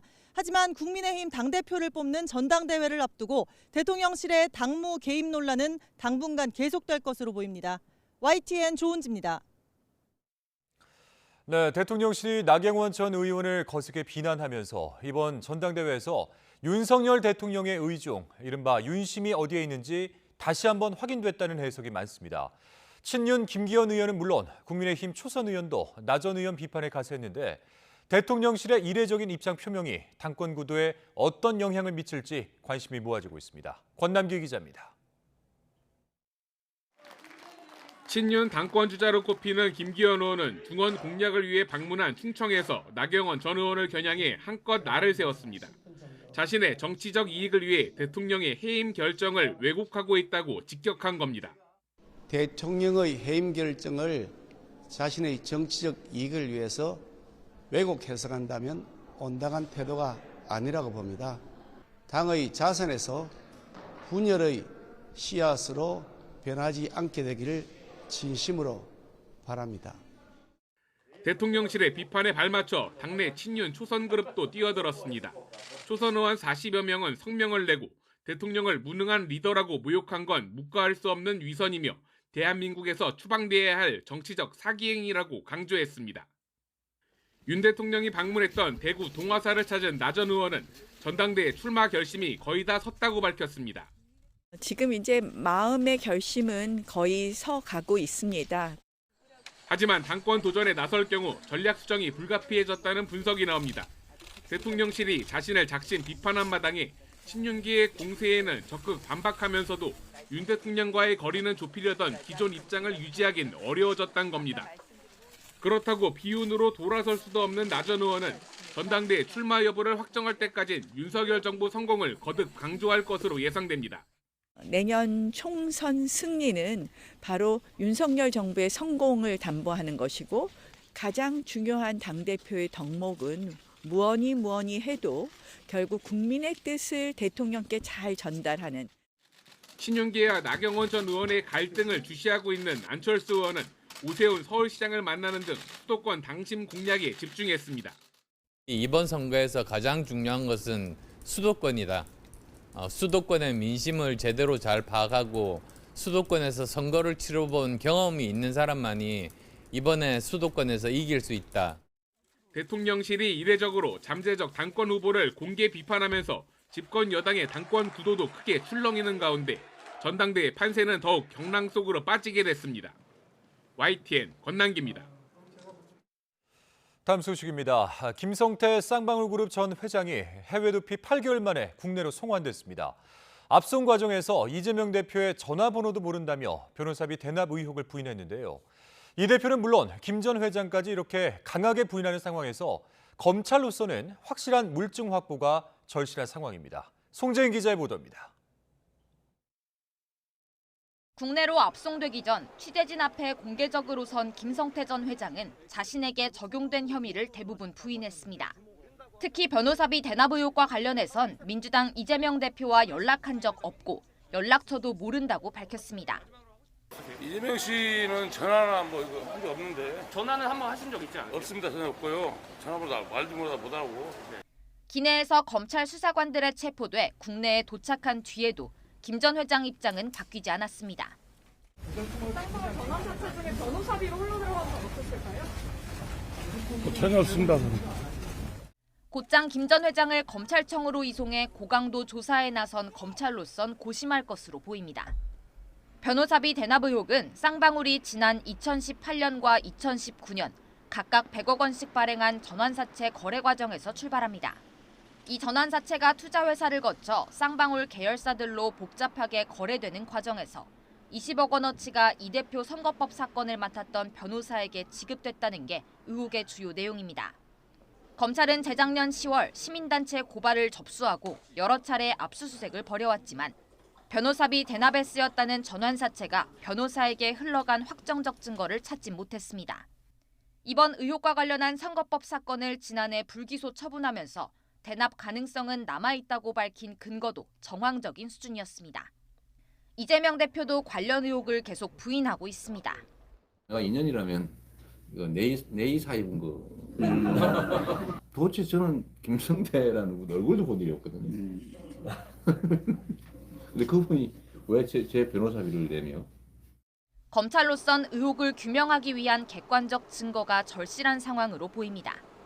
그런 만큼 체포 시한 48시간 안에 청구해야 하는 구속영장에는 대납 의혹 관련 내용이 담기지 않을 수 있다는 분석도 나옵니다. 김 전 회장 체포영장에 이미 적시된 배임, 횡령 혐의, 그리고 관련자들이 구속 기소된 대북 송금 관련 혐의가 주가될 거라는 전망입니다. 검찰은 김 전 회장 체포 시한을 최대한 채워 조사하고 내일 밤쯤 구속영장을 청구할 방침입니다. YTN 송재입니다. 쌍방울그룹 전 비서실장이 김성태 전 쌍방울 회장과 이재명 대표가 가까운 관계라는 얘기가 많이 나왔다고 재판에서 증언했습니다.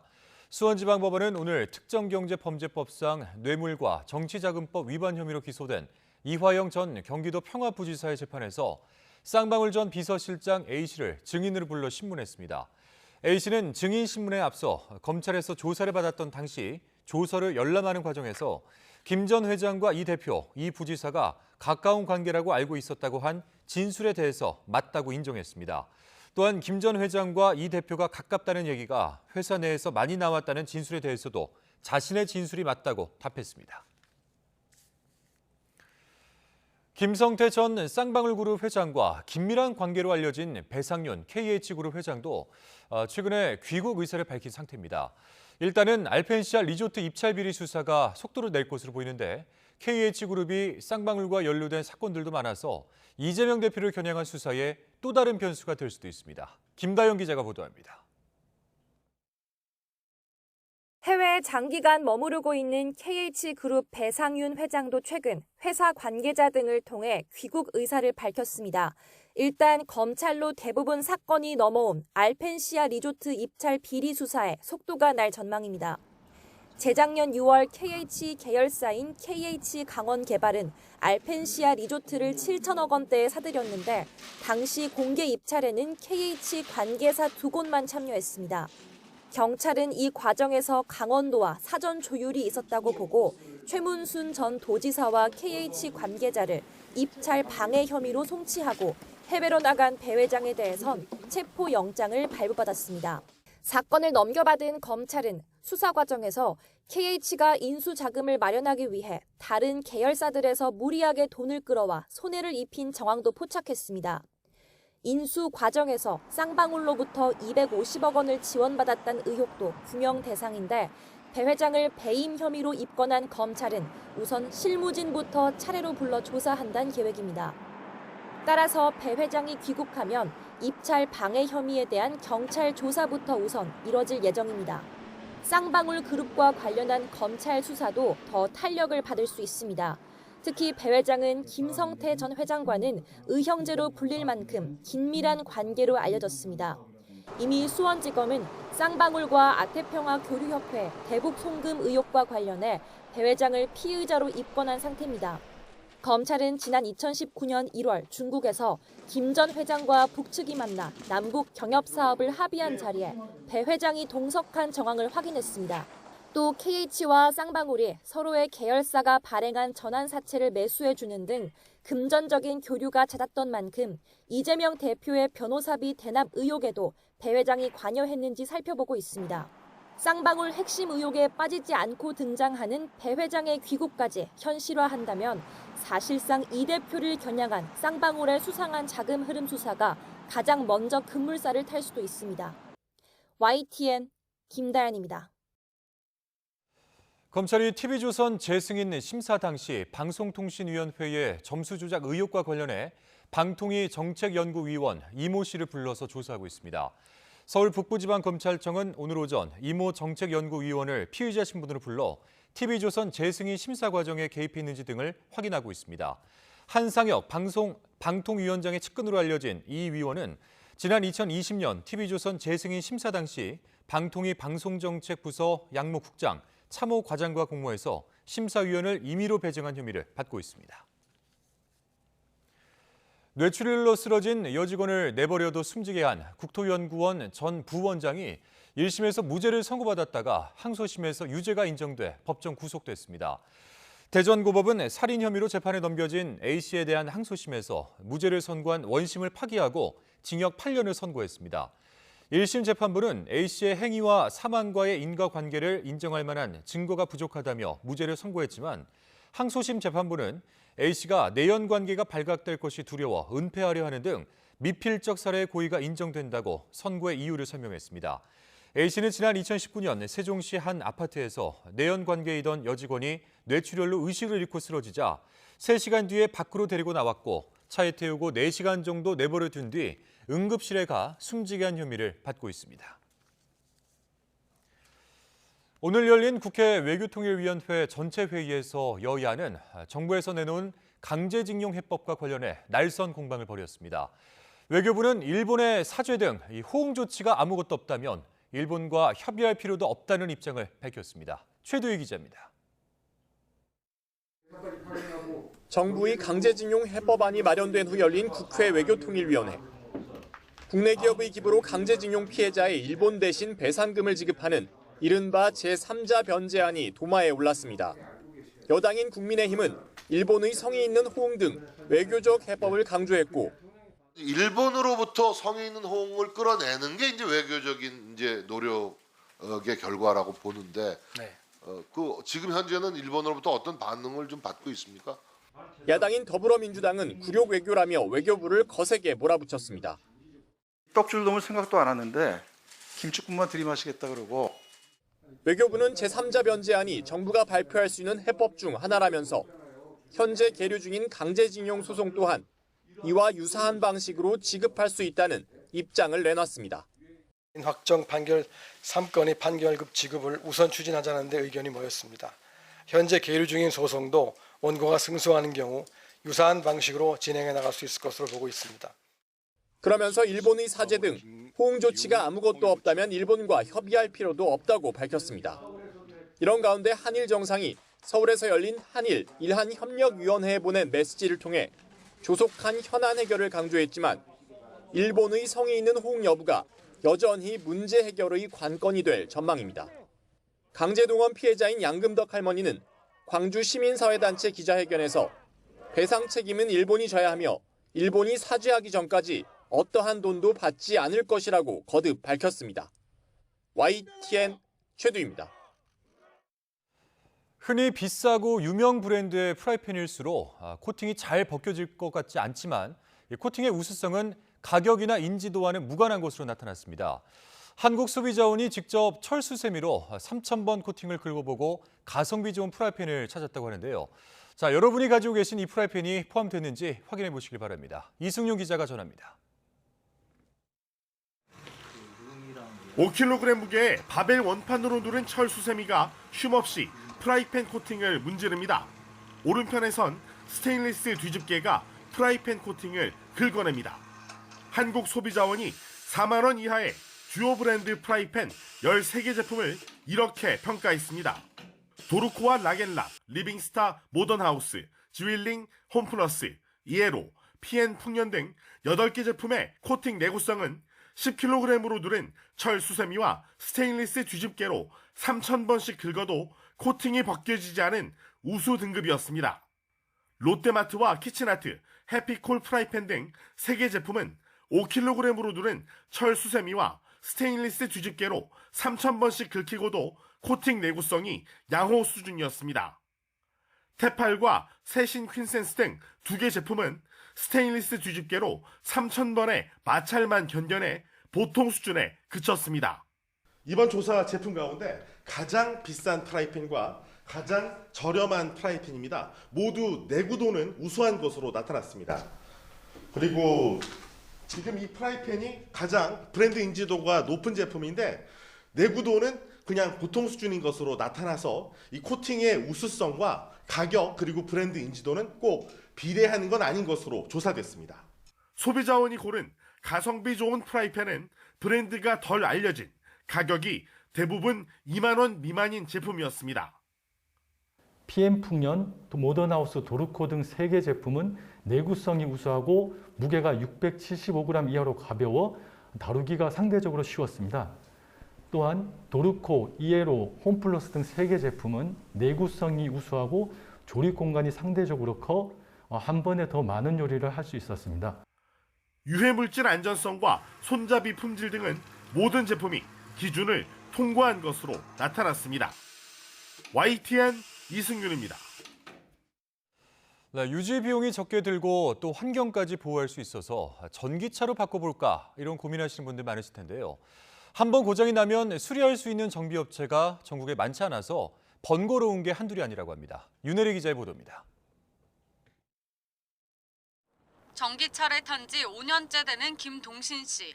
한 달 유지비가 4분의 1로 줄고 매연과 소음 걱정도 없어서 만족스러웠습니다. 차에 시동만 걸면 원인을 알 수 없는 진동과 소음이 시작된 건 지난 7월부터였습니다.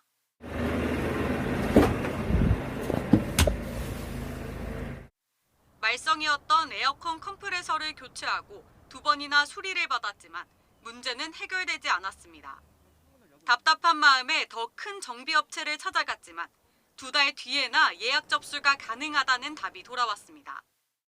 고양 하이테크 센터가 워낙 관할 범위가 좀 넓고 먼저 전하신 고객들이 많아지면 9월 30일 금요일, 죄송합니다.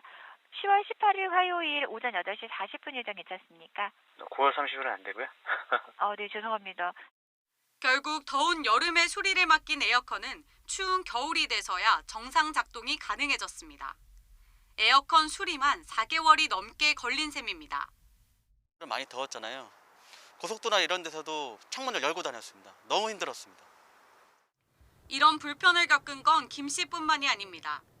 전기차 온라인 동호회에는 부품이 없어 차가 한 달째 방치되고 있거나 수리업체를 찾기가 어려웠다는 후기를 쉽게 찾아볼 수 있었습니다. 전기차는 빠르게 늘고 있는데 정비 인프라는 제자리 걸음 수준인 겁니다. 실제로 지난 2018년 5만 5천여 대에 불과했던 전기차는 지난해 8월 32만 8천여 대까지 6배 이상 늘었습니다. 일반 정비업체 가운데 전기차 수리가 가능한 곳은 전국에 1,300여 개로 전체 4.3%에 불과했습니다.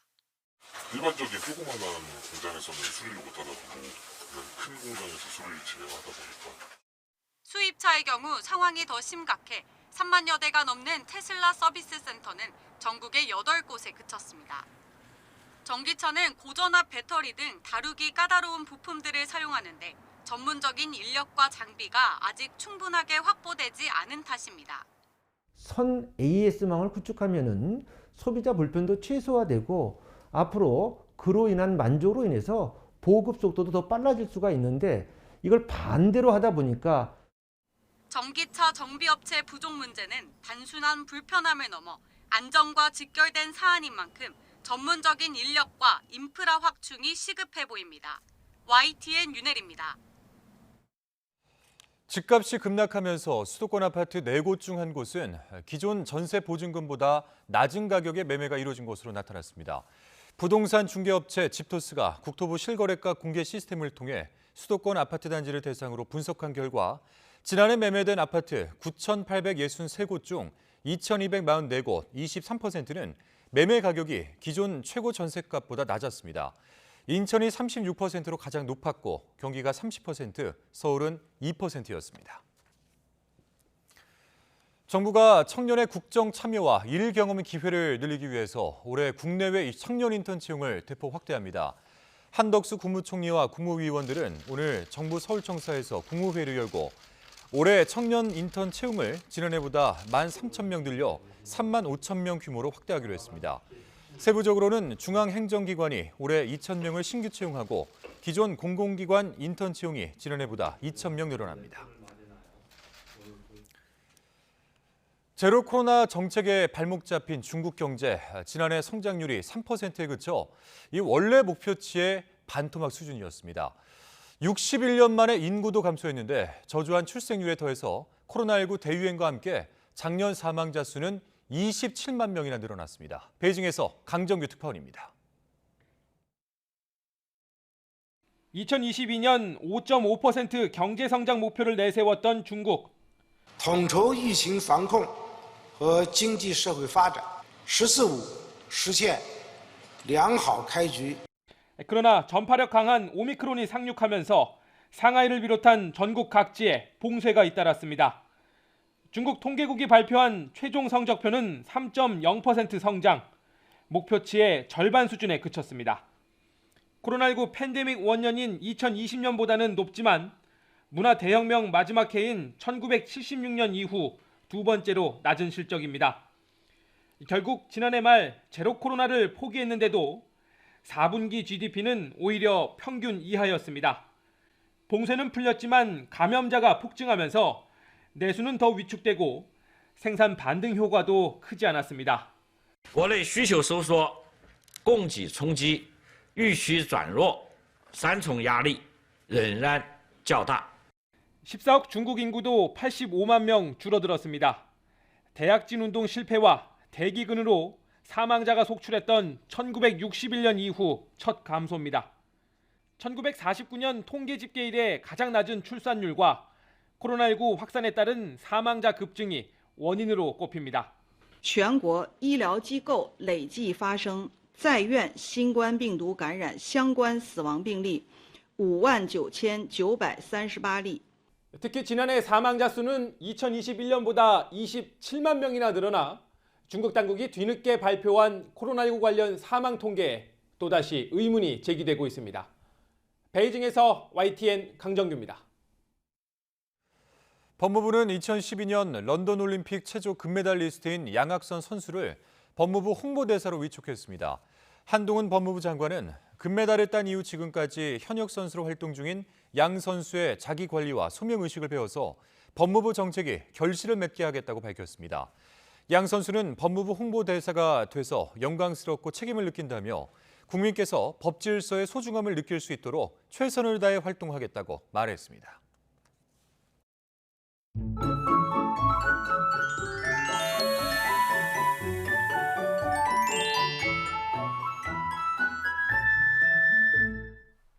내일도 오늘만큼은 아니지만 예년 이맘때 수준의 겨울 추위가 이어지겠습니다. 내일 서울 아침 기온은 영하 4도로 평년과 비슷하겠고요. 찬바람이 불면서 체감하는 추위는 이보다 더 심하겠습니다. 영하권 추위 속에 내일 새벽까지 서울 등 중서부 지방을 중심으로 1cm 안팎의 눈이 조금 내리겠습니다. 내린 눈이 얼어붙어 도로가 무척 미끄러울 것으로 보이니까요. 교통 안전에도 각별히 유의해 주시기 바랍니다. 내일은 전국이 대체로 흐리다가 낮부터 점차 맑아지겠습니다. 다만 중국발 스모그의 유입으로 중서부 지방은 공기가 탁하겠고요. 동해안 지역에서는 너울성 파도가 높게 일겠습니다. 내일 아침 기온은 예년과 비슷하거나 조금 높겠습니다. 내일 서울 아침 기온 영하 4도, 대전 영하 3도, 광주와 대구는 영하 2도가 예상됩니다. 낮 동안에도 예년 이맘때 수준을 보이겠습니다. 내일 낮 기온 서울 2도, 대전 3도, 대구와 광주는 5도가 예상됩니다. 이번 추위는 쉽게 풀리지 않고 설 연휴까지 길게 이어지겠고요. 목요일 저녁부터 금요일 새벽 사이에는 중부지방에 비나 눈이 내릴 전망입니다. 지금까지 날씨 정보였습니다. 화요일 뉴스나이트 마치겠습니다. 함께해 주신 여러분 고맙습니다.